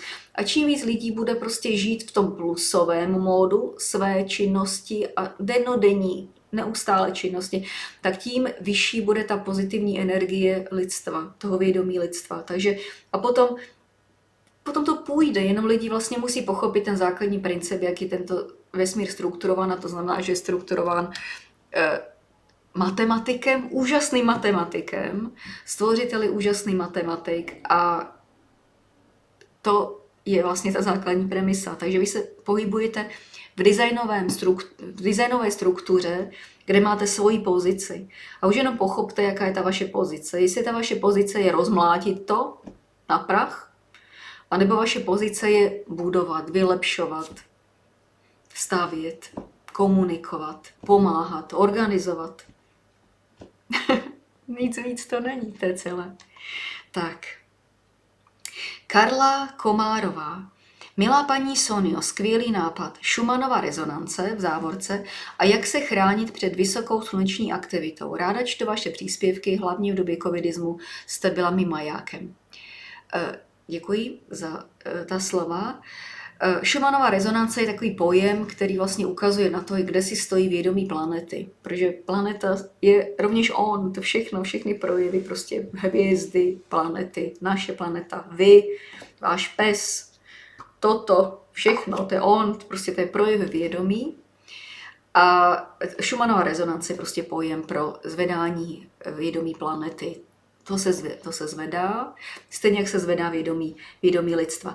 A co se týče vysoké sluneční aktivity a chránění se před ní, žádné chránění se před ní. Prostě sluníčko je úžasným zdrojem energie a je to vlastně, to je komunikační kanál. Slunce je pro danou soustavu je komunikačním kanálem. A chránit se, tak dobře, pálit si kůži někde u moře, ležet někde na pláži asi nebylo nikdy ani cílem člověka, aby toto dělal. Takže, ale pokud budete normálně venku fungovat, pracovat a pohybovat se, tak je to fajn. Jako sluníčko je blahodárná věc, nikoli váš nepřítel, právě naopak. Miluše Bartová, mám otázku. Prosím o nové info o Rainer Filmich. Nic se nikde nepíše, děkuji. Tak píše se na tomto facebookovém profilu 7.7.25, před nějakou dobou jsem tam dávala příspěvek, protože samozřejmě ještě pořád v Německu to je zajímavě disciplinovaná země a vládne tam pořád taková ta těžká bota, která stojí lidem na krku a dýchá se tam těžko. Já tam mám přátelé, občas se vídáme, jezdí do Čech, tak se vždycky tady u mě zastaví a říkají mi, jak to je. Tak Rainer Filmich je pořád ve vězení, je to vykonstruovaný politický proces, tak měl asi něco, vždycky se na něčem někdo jako otočí, nafoukne to a tváří se, že to je ta příčina, nebo prostě použije to a udělá z toho, prostě to tak je, to se jedno s druhým smíchá a pak vznikne guláš, který nedává ani hlavu, ani patu, ale nicméně je teda ve vazbě takovým ponižujícím způsobem, chodí v Medvědovi, to jsou takový ty prostě s tím řetězem, jako. Ale Rainer Filmich v něm je vědomí vysokánského kalibru. To je prostě úžasný chlap, já ho miluju, to je prostě úžasný chlap. A v té době, kdy se každý bál říct jenom slovo na hlas, tak on zorganizoval vlastně mezinárodní platformu, jmenovalo se to Corona Ausschuss, a tam pozval lidi z celého světa, aby tam říkali, co se děje v jejich zemích, co pozorují, jak to je, aby měl autentické příběhy, aby měl autentické reporty ze všech koutů světa, nespoléhal na média, protože média v té době byla zcela proláná a prostě jednolinková. A on toto udělal. Prostě on udělal pod svým jménem, zaštítil takovouto mezinárodní úžasnou platformu a potom chtěl velkou porotu, kde by vlastně se toto rozsoudilo.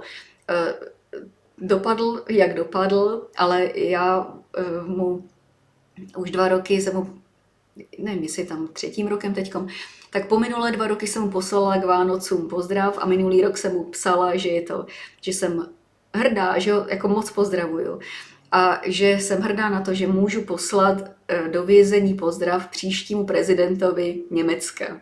Protože já si myslím, že tak pokud by nechtěl být prezidentem, tak možná bude chtít zastávat nějakou vyšší funkci nebo vysokou funkci v řízení toho státu, protože on do toho vidí, je to právník, je to úžasně inteligentní a charismatický a prostě krásný chlap, to je Rainer. Tak já mu moc držím pěstí a on ví, že to tam musí přežít, protože jak víte z historie, tak častokrát tak bylo, že prezident nejdřív si musel cosi odsedět takzvaně v base, než se tím prezidentem stal. Takže on je silná osobnost, on ví, co se děje, on je v napojení, Rainer je v napojení. a on to prostě tam přežije a dokonce ti přátelé z Německa, kteří za mnou jezdí, tak říkají, že on i odpovídá vlastně na ty pozdraví, který dostává prostě hromady. A dokonce i on sám ještě ty lidi podporuje, protože oni mu píšou takové různé kondolence, jo, že jak strašné se mu stalo, tak a on sám jim píše povzbudivá slova, jim posílá, takže on ještě z toho vězení povzbuzuje lidi. Takže on je úžasný, to je prostě silná osobnost. A teďkom Filipe Carrillo, což je vlastně filmový režisér a investigativní žurnalista, který v Americe, v Hollywoodu vlastně pracoval léta, tak teďkom tvoří takovej medailonek, takový prostě pořad a oslovil mě, abych tam rovněž namluvila, prostě chtěl, abych tam namluvila, co si ve 2 minutách, to já prostě ve 2 minutách neumím, tak to bylo asi na 5 minut, ale prostě řekla jsem tam, jak si moc vážím vlastně osobnosti Rainera Filmicha. Řekla jsem tam, že bude prostě příštím prezidentem a že mu hrozně moc držíme palce a že prostě musí ho z toho vězení pustit, protože je tam vlastně neprávně to vykonstruovaný politický proces. A toto 7.7.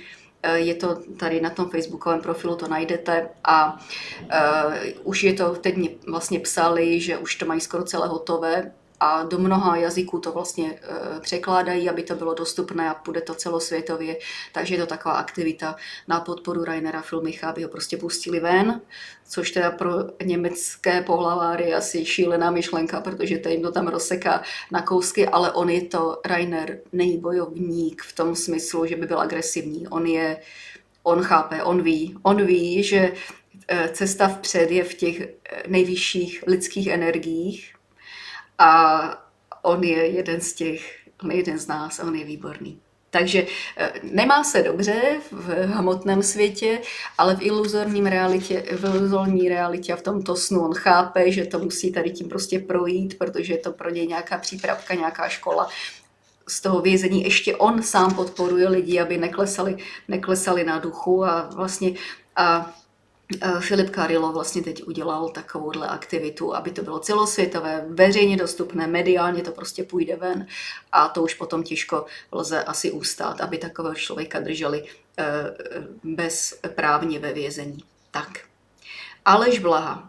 Dobrý den, mě by zajímalo, jak to tenkrát bylo s tím vaším podivným monologem v úvozovkách o konci světa. U pana Lukavce jste to pak vysvětlovala jako výtvor AI, umělé inteligence, což zjevně nebyla pravda. Pan Kozák někde píše, že se mu stalo, že astrální bytost mluvila jeho ústy a on jenom s překvapením poslouchal, co říká. Nebylo to něco takového? Samozřejmě nemusíte odpovídat. Děkuji a přeji krásný den. Tak já začnu od konce. Samozřejmě nemusíte odpovídat, pro mě už neexistuje. Já jsem si prostě všechny své kostlivce ve skříních, o kterých vím, vyřešila a odpovím vlastně na každý dotaz, na který se někdo co ptá, protože já jsem pochopila, že toto moje tělo, to je jakási schránka, která akorát nosí to vědomí, které se tady nějaké věci učí. A to, že na mě někdo ukazuje prstem nebo říká, že mám to a tamto a ošklivá a že vypadám jako chlap, úplně to je fakt úplně totálně jedno. Takže já nemám už žádné kostlivce ve skříni, já jsem všechno vyřešila velice pracným a bolestivým způsobem, ale je to nutné a proto, co se kdo zeptá, je mi to úplně fuk. Klidně mu na to odpovím a odpovím mu na to pokaždé stejně, protože si už ani nehodlám pamatovat, co jsem komu řekla, prostě říkám to tak, jak to bylo. Takže, jak to bylo tenkrát s tím mým podivným monologem o konci světa? Myslím si, že já jsem o konci světa nikdy nemluvila, protože já nejsem ten, kdo straší lidi. Ten podivný monolog, to se stalo, teď nevím, jestli to je před rokem či před 2, už mi to jako kdyby uniká, ale to byla velice zajímavá věc a zase se vrátím k tomu, že tento vesmír je designován a nic se neděje náhodně. Člověk jménem Luba mi poslal e-mailem link na pořád paní Ivet Šilhové, kde mluvila o záblesku. Já nevím, kdo je Luba, prostě pod tímhle aliasem se tento člověk prostě poslal mi ten link, já jsem ten link otevřela a jsem si vlastně jako se zájmem poslechla, co říká paní Ivet Šilhová o záblesku. A Já nemám sny, jak jsem říkala, prostě já spím, prostě tma, nemám sny. Ale já mám úplně jasnou vzpomínku na něco, co vypadalo jako záblesk. A to,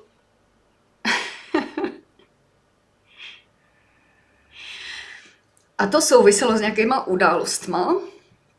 A proto mě to zaujalo. Mě zaujala vlastně Ivet Šilhová, že co to je prostě za pojítko mezi mojí vzpomínkou, která se mi potom až vlastně objevila. A já jsem jako vůbec nechápala, prostě to bylo úplně jako slepý jde a ještě všude jsou jako miny a já kráčím mezi těma minama. Vůbec nevím, jenom vím, že mám jít dopředu a tady prostě nějaká Ivet Šilhová, nějaké video, nějakém záblesku a mě to tam jako hrozně táhlo, abych se na to podívala. Tak jsem potom vlastně jí napsala, že to bylo zajímavé a že to má být 4.8., tak tím se netrápí, že já si myslím, že to je jako asi humor stvořitele, protože jenom on sám, kdy ví, kdy nějaké takovéhle jako změny ve vědomí nastanou a to se nedá říct, že to bude 4.8. nebo kdy to bude, ale prostě to, co si myslím, proč on to udělal, že řekl, že bude záblesk 4.8., že chtěl vědět, jak na to lidi zareagují. Jestli se leknou, anebo se potěší.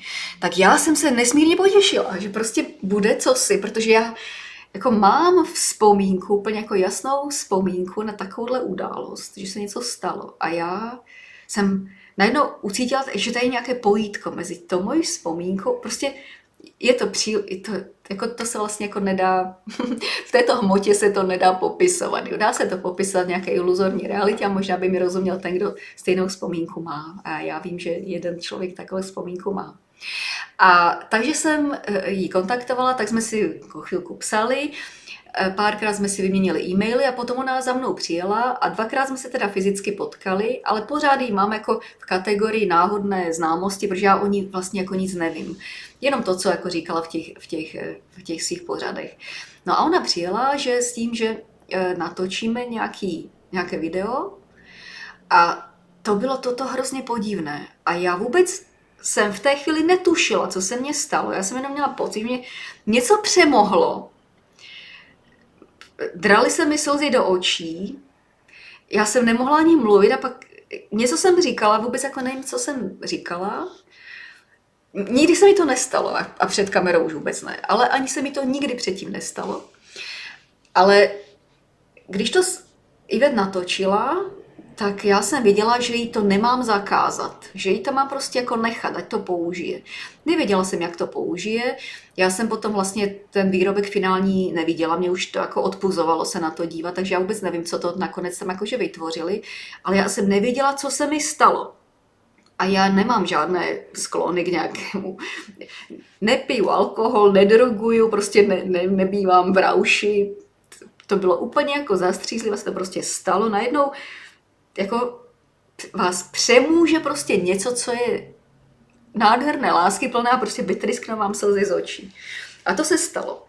A jakmile toto Ivet natočila, tak to hned nějak opublikovala a na mě se snesly jako supy na mršinu tady ti nádherní chlapci z ezoterního světa, tady ti guruové, kteří všemu rozumí a začali mě prostě trhat na kusy zaživa, že co to bylo.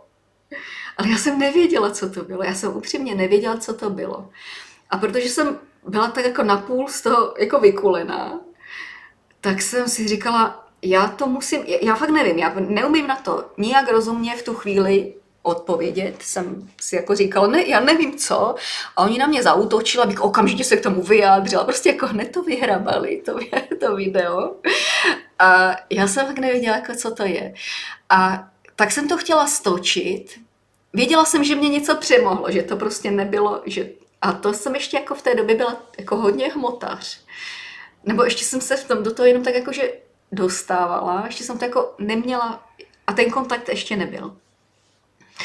A věděla jsem, že to jsem nebyla já, to prostě se něco stalo. Takže dneska jako vím, co to bylo a hned vám to vysvětlím.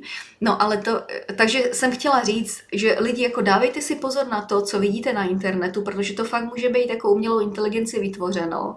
A chtěla jsem to jako stočit tímhle způsobem a chtěla jsem, aby mě s tím Tomáš Lukavec pomohl, jako tady s touto ideou, že bychom tolik jako nešili do mě, protože já jsem byla úplně, to byla jedna otevřená rána, ve které se mě tak jako rypali tím prstem.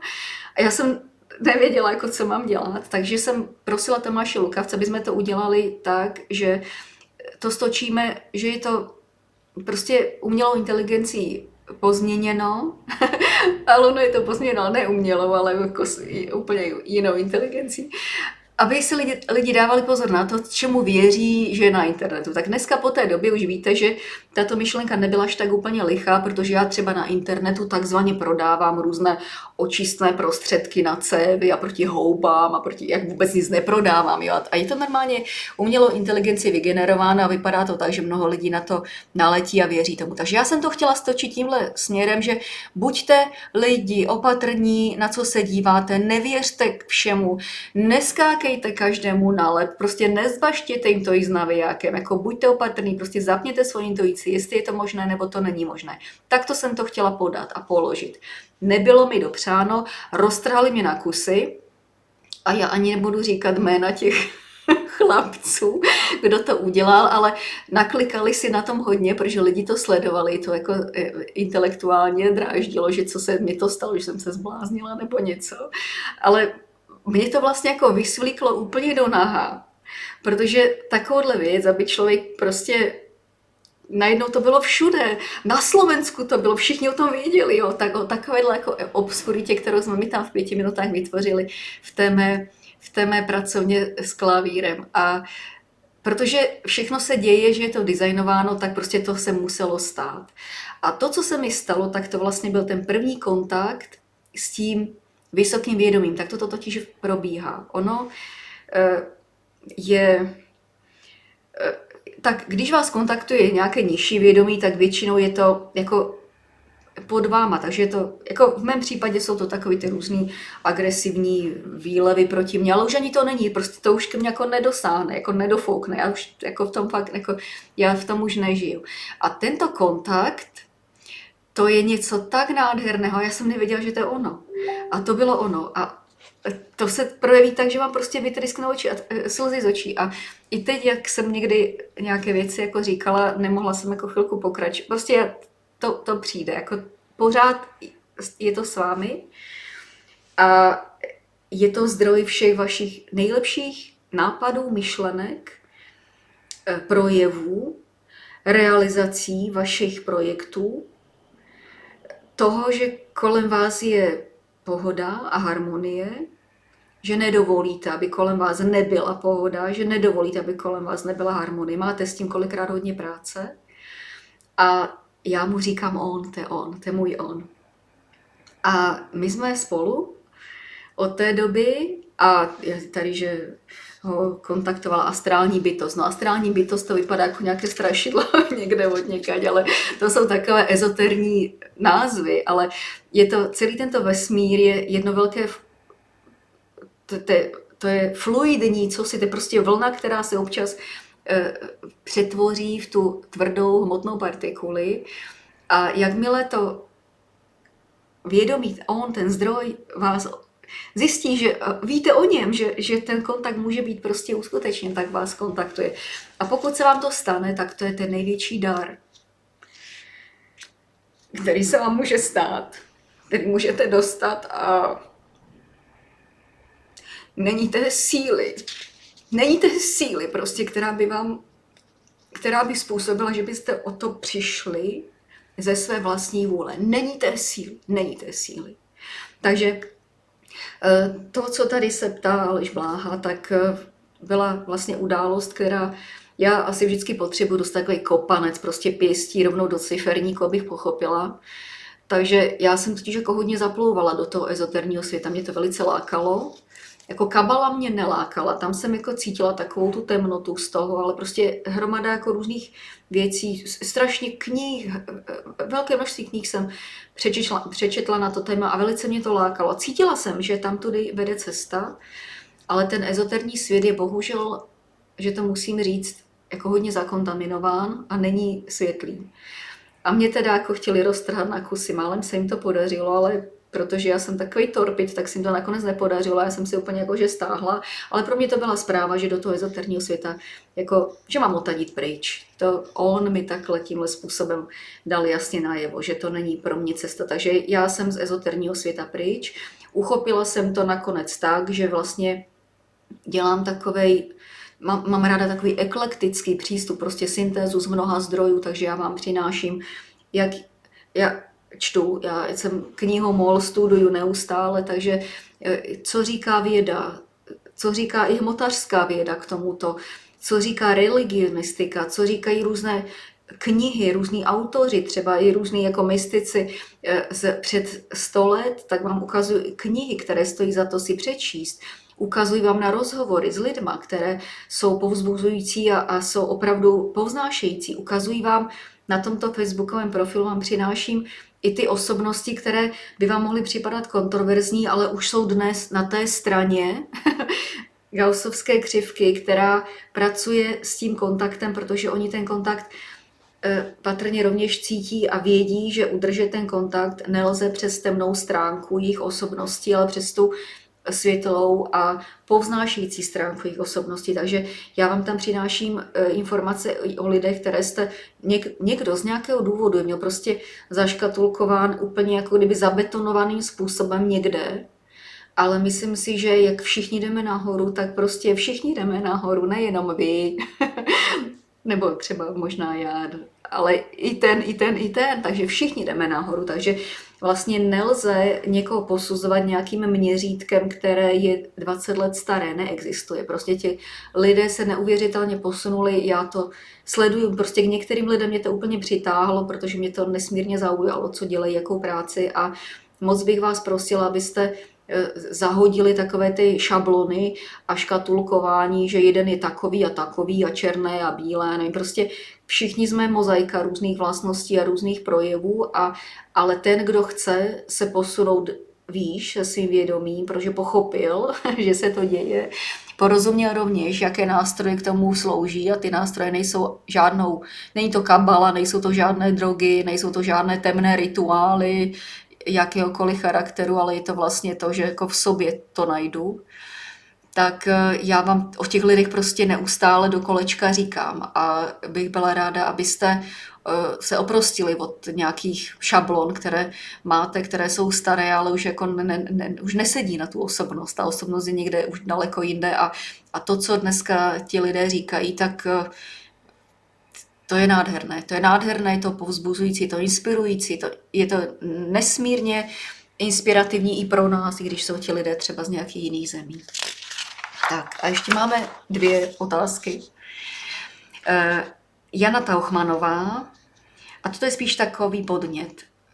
Soni, ráda bych se ponořila do tvého pohledu a rozjímání nad tématem pracovna.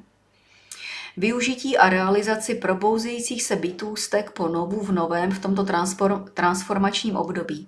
Mnoho z nás již opustilo staré zaměstnání, vědíc, že nová podoba realizace se v procesu dozrávání odehrává za součinností on.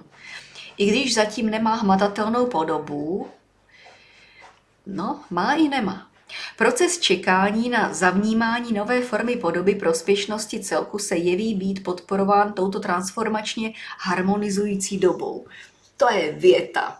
Ale je to ono. Ano, lidé chápou, že se cosi děje, reagují na to každý po svém a myslím si, že ta idea, že opravdu se učíme, naše vědomí se učí v nějaké show, ve které se vyskytujeme. A ta show má takovou závažnost, takovou sílu, takovou kadenci, takovou dramatičnost, jak naše vědomí je schopno zpracovat, protože to je on, který se realizuje přes nás a on je zvědavý, jak on přes nás vyřeší tu danou situaci.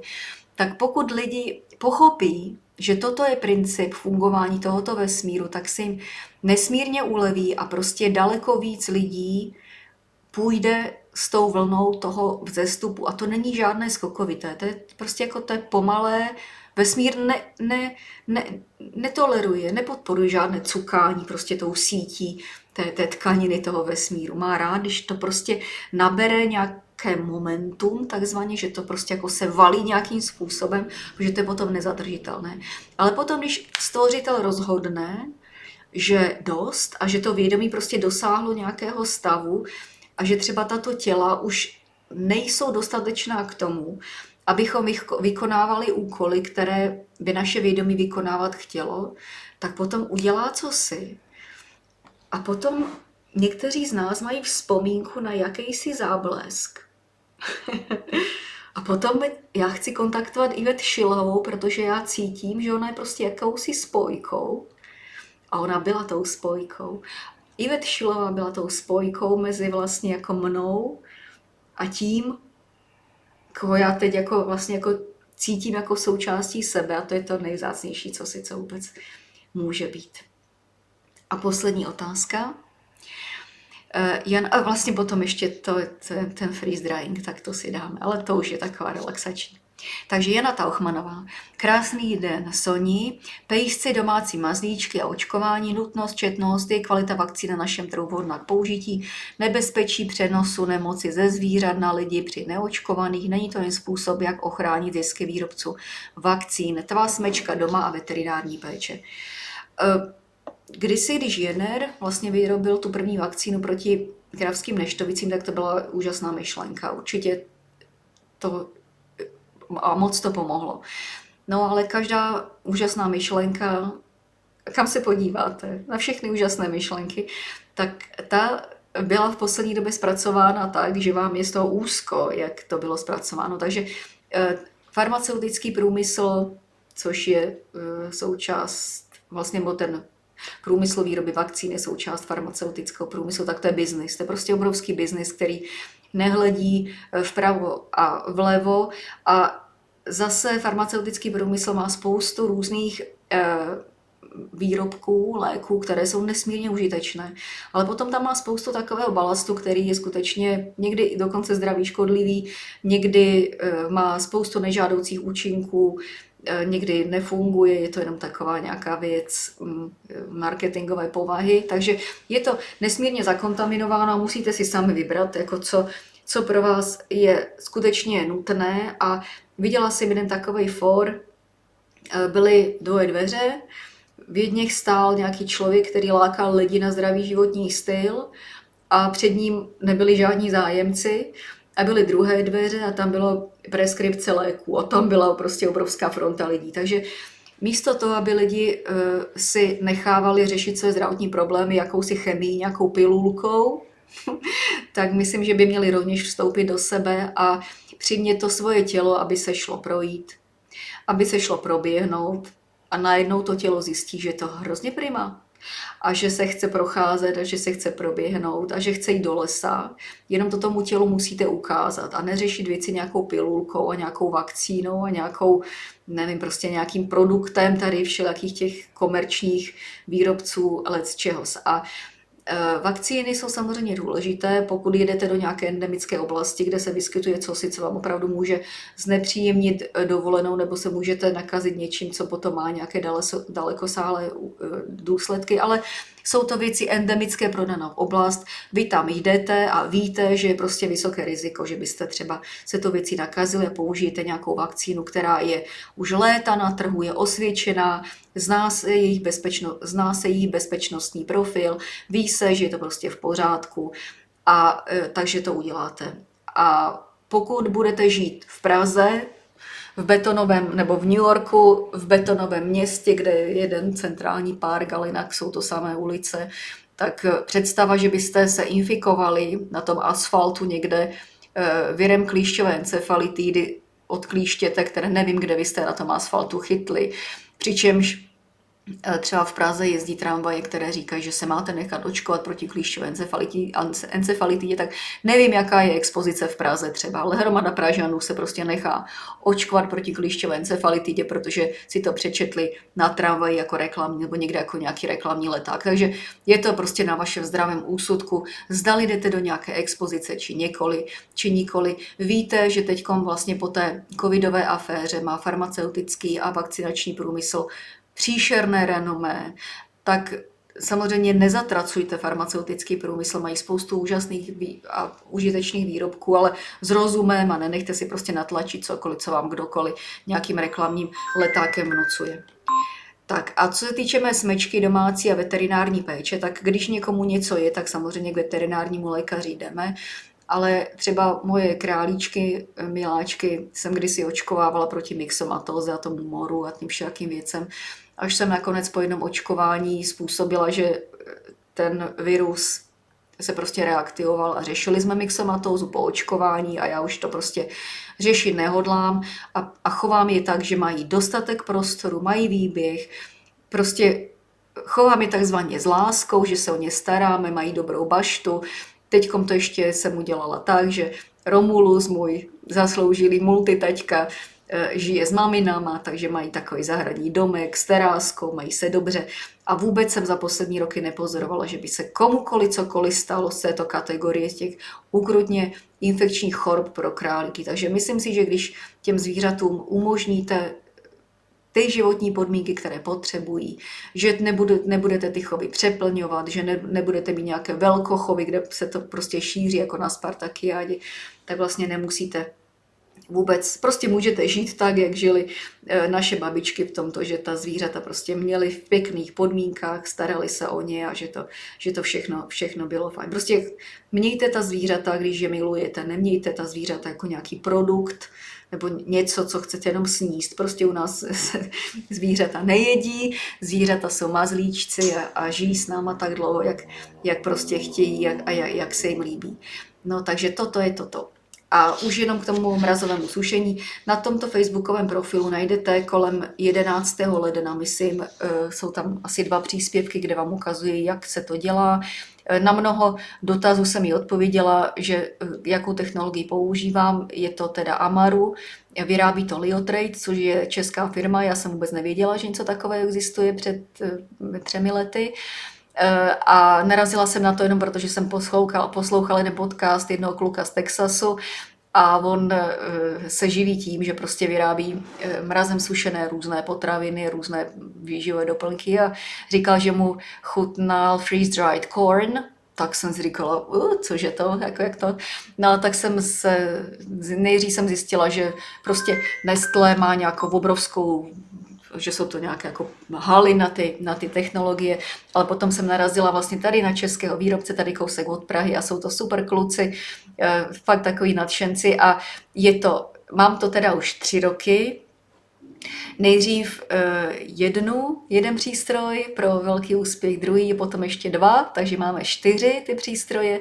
No a když je sezona, tak suší pořád dokola, já jsem tam s tím experimentovala všelijak, takže suším vařená jídla, syrové, co vás jenom napadne, syrové maso, pro psíky různé pamlsky, sýr se dá sušit, smetana, jogurty, tvaroh, sýr teda nastrouhaný, vařené, co jenom chcete, jenom to nesmí být mastné, protože ta mastná tkáň, ta tuková tkáň se vysušit nedá. Nesmí to být příliš sladké, protože to nezmrzne. To, co nezmrzne, se vysušit nedá a nějaké sladké šťávy nebo nějaké příšerně přeslazené věci se prostě nedají vymrazit a proto se nedají mrazem ani vysušit. Taky jsem vám ukazovala v jednom příspěvku před pár dny, když jsem sušila rostlinné extrakty, jak to tam vybublalo, protože ty taky nešly zmrznout. Ty silice to způsobily, že to nejde zmrznout při minus 25 ani při minus 40, což je provozní teplota toho přístroje. Takže příliš sladké, příliš slané, protože to rovněž nasává vlhkost, mastné a silice, a nebo to, co obsahuje alkohol, to by vám poničilo vlastně vnitřnosti toho přístroje, tak to se sušit nedá, jinak úplně všechno. Takže, jak říkám, jogurty, tvaroh, máslo, ovoce, jakékoliv ovoce, kromě takového hodně šlupkatého, to musíte rozříznout. Bobulky hroznového vína musíte rozříznout, abyste obnažili dužinu, protože přes tu šlupku se to vysušit nedá. No, ale jinak jabka, úplně super, jenom na 8 nakrájíte, vysušíte. Maliny se dají krásně sušit, švestky, hrušky, broskve, meruňky, ze zeleniny úplně cokoliv. Brambory, kdybyste chtěli sušit, by to někoho napadlo, tak jenom vařené, protože si to připravíte jako jídlo, kdybyste někam jeli na cesty, že si to jenom zalejete. Vařené brambory se dají usušit krásně v rámci nějakých polívek, gulášů a podobně. Takže nemá to, já jsem nadšená, já jsem prostě už 3. rokem z toho nadšená, je to skvělé a funguje to, není to absolutně poruchové, prostě a je to, no, bylinky můžete sušit, co jenom chcete. Takže český výrobce Liotrade, ano, stojí to skoro 500 000, jeden ten přístroj, ale když se rozhodnete, že to chcete na něco používat, tak může vzniknout nějaká komunita lidí, která si to třeba 10 lidí, když si to koupí, tak 50 000 asi prostě tak dáte za nějakou dovolenou nebo za něco, tak prostě to zainvestujete tady do toho. 10 lidí budete mít takovouhle prostě technologii, kterou budete používat a produkty ze zahrady, nebo si koupíte v sadech, tady třeba my na Slánsku máme krásné ovocné sady, takže jablka zase budu letos sušit i z těchto sadů. Tak to, co chcete si usušit, nebo jedete na dovolenou, tak si prostě připravíte na jachtu, jedete, tak si připravíte takovéhle jídlo, které si jenom tam horkou vodou resuspendujete a máte cokoliv, co vám chutná, nebo pokud máte nějaké dietní omezení, že nemůžete to nebo ono, tak si uvaříte to, co můžete jíst a takhle si to sebou vezmete, takže se nemusíte stravovat podivně na cestách. Takže klidně 10 lidí si to může pořídit a tímhle způsobem využívat. A toto je rovněž jako taková myšlenka, že budou vznikat časem a je to tak to bude. Budou vznikat komunity lidí, kteří se věnují nějakému společnému projektu. Jak my jsme tady na tom Facebooku komunita, která řešíme tady ten proces vzestupu vědomí a jak si s tím poradit a jak s tím pracovat, tak potom jsou komunity, jak byly cechy, kdysi, no tak teď budou komunity, které tady budou mít přístroj na mrazové sušení, tak budou sušit mrazem, to má obrovskou kapacitu,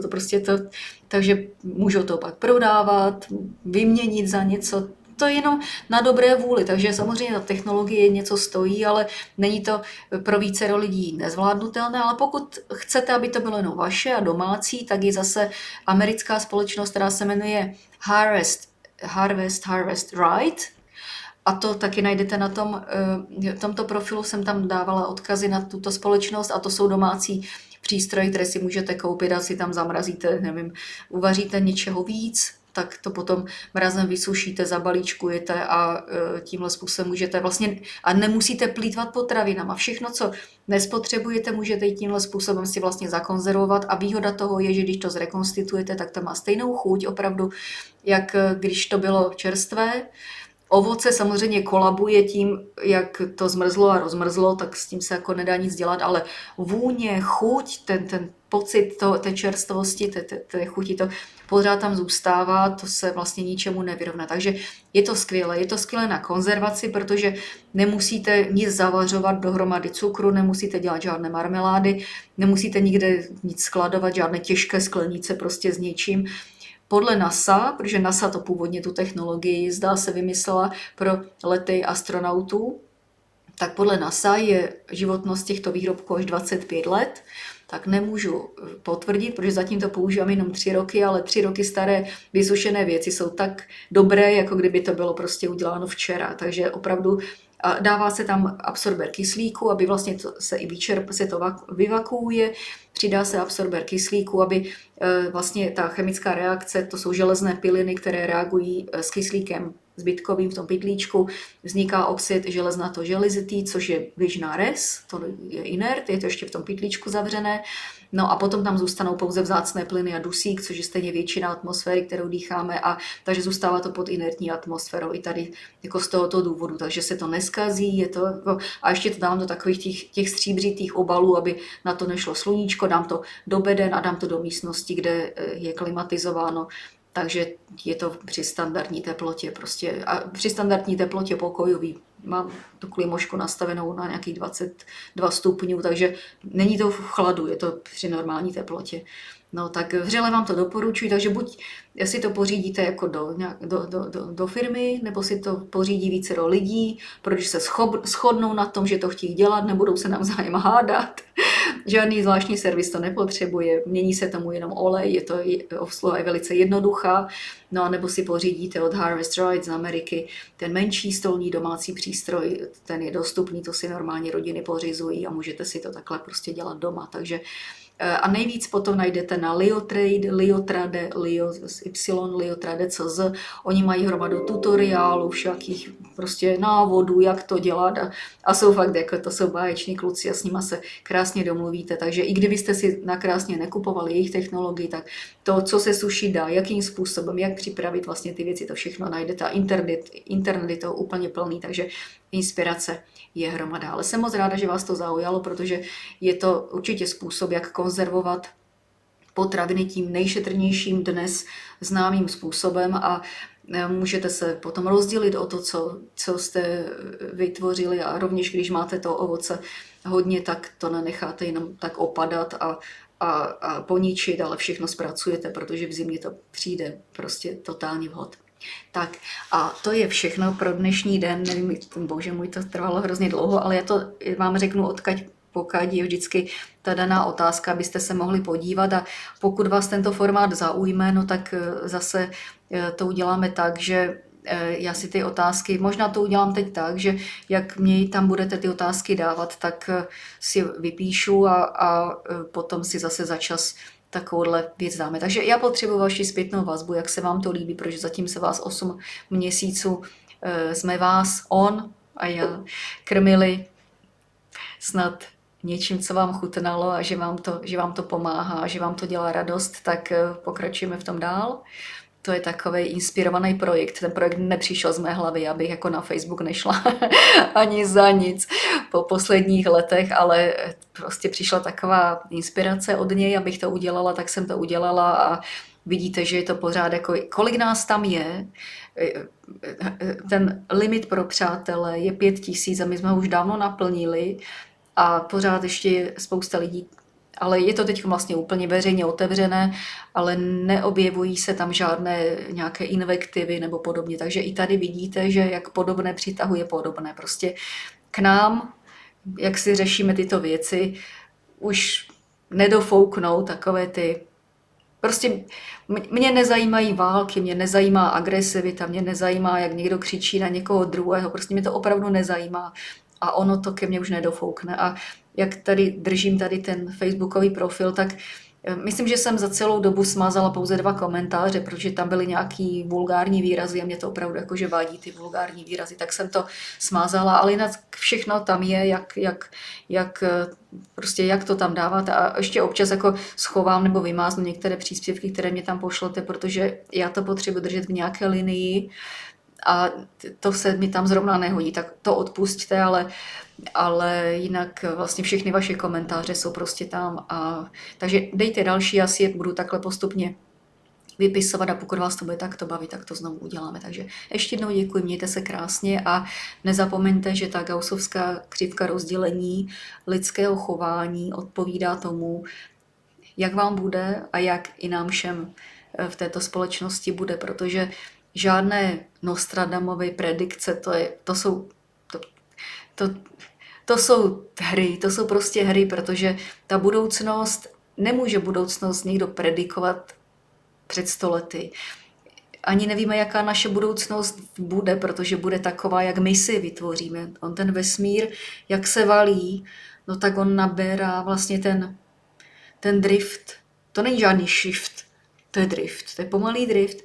A on to nabírá podle toho, jak my se chováme. Takže Nostradamus nemohl vůbec tušit, co my uděláme, protože já vlastně rovněž nevím, co vy uděláte a vy možná taky vás překvapí, že třeba zítra naskočíte na trošku nějaký jiný model svého chování po tom, co jsme si tady dneska řekli. No uvidíte. Prostě naše budoucnost bude taková, jakou si uděláme, ale on říká, že to dopadne dobře a já vím, že to tak bude. Takže mějte se moc krásně a takže jsme pořád v kontaktu. Já vám zase napíšu další a další věci a pokud budete chtít, tak se opět takto setkáme. Tak moc vás pozdravuji a ať se vám všechno daří. Děkuji.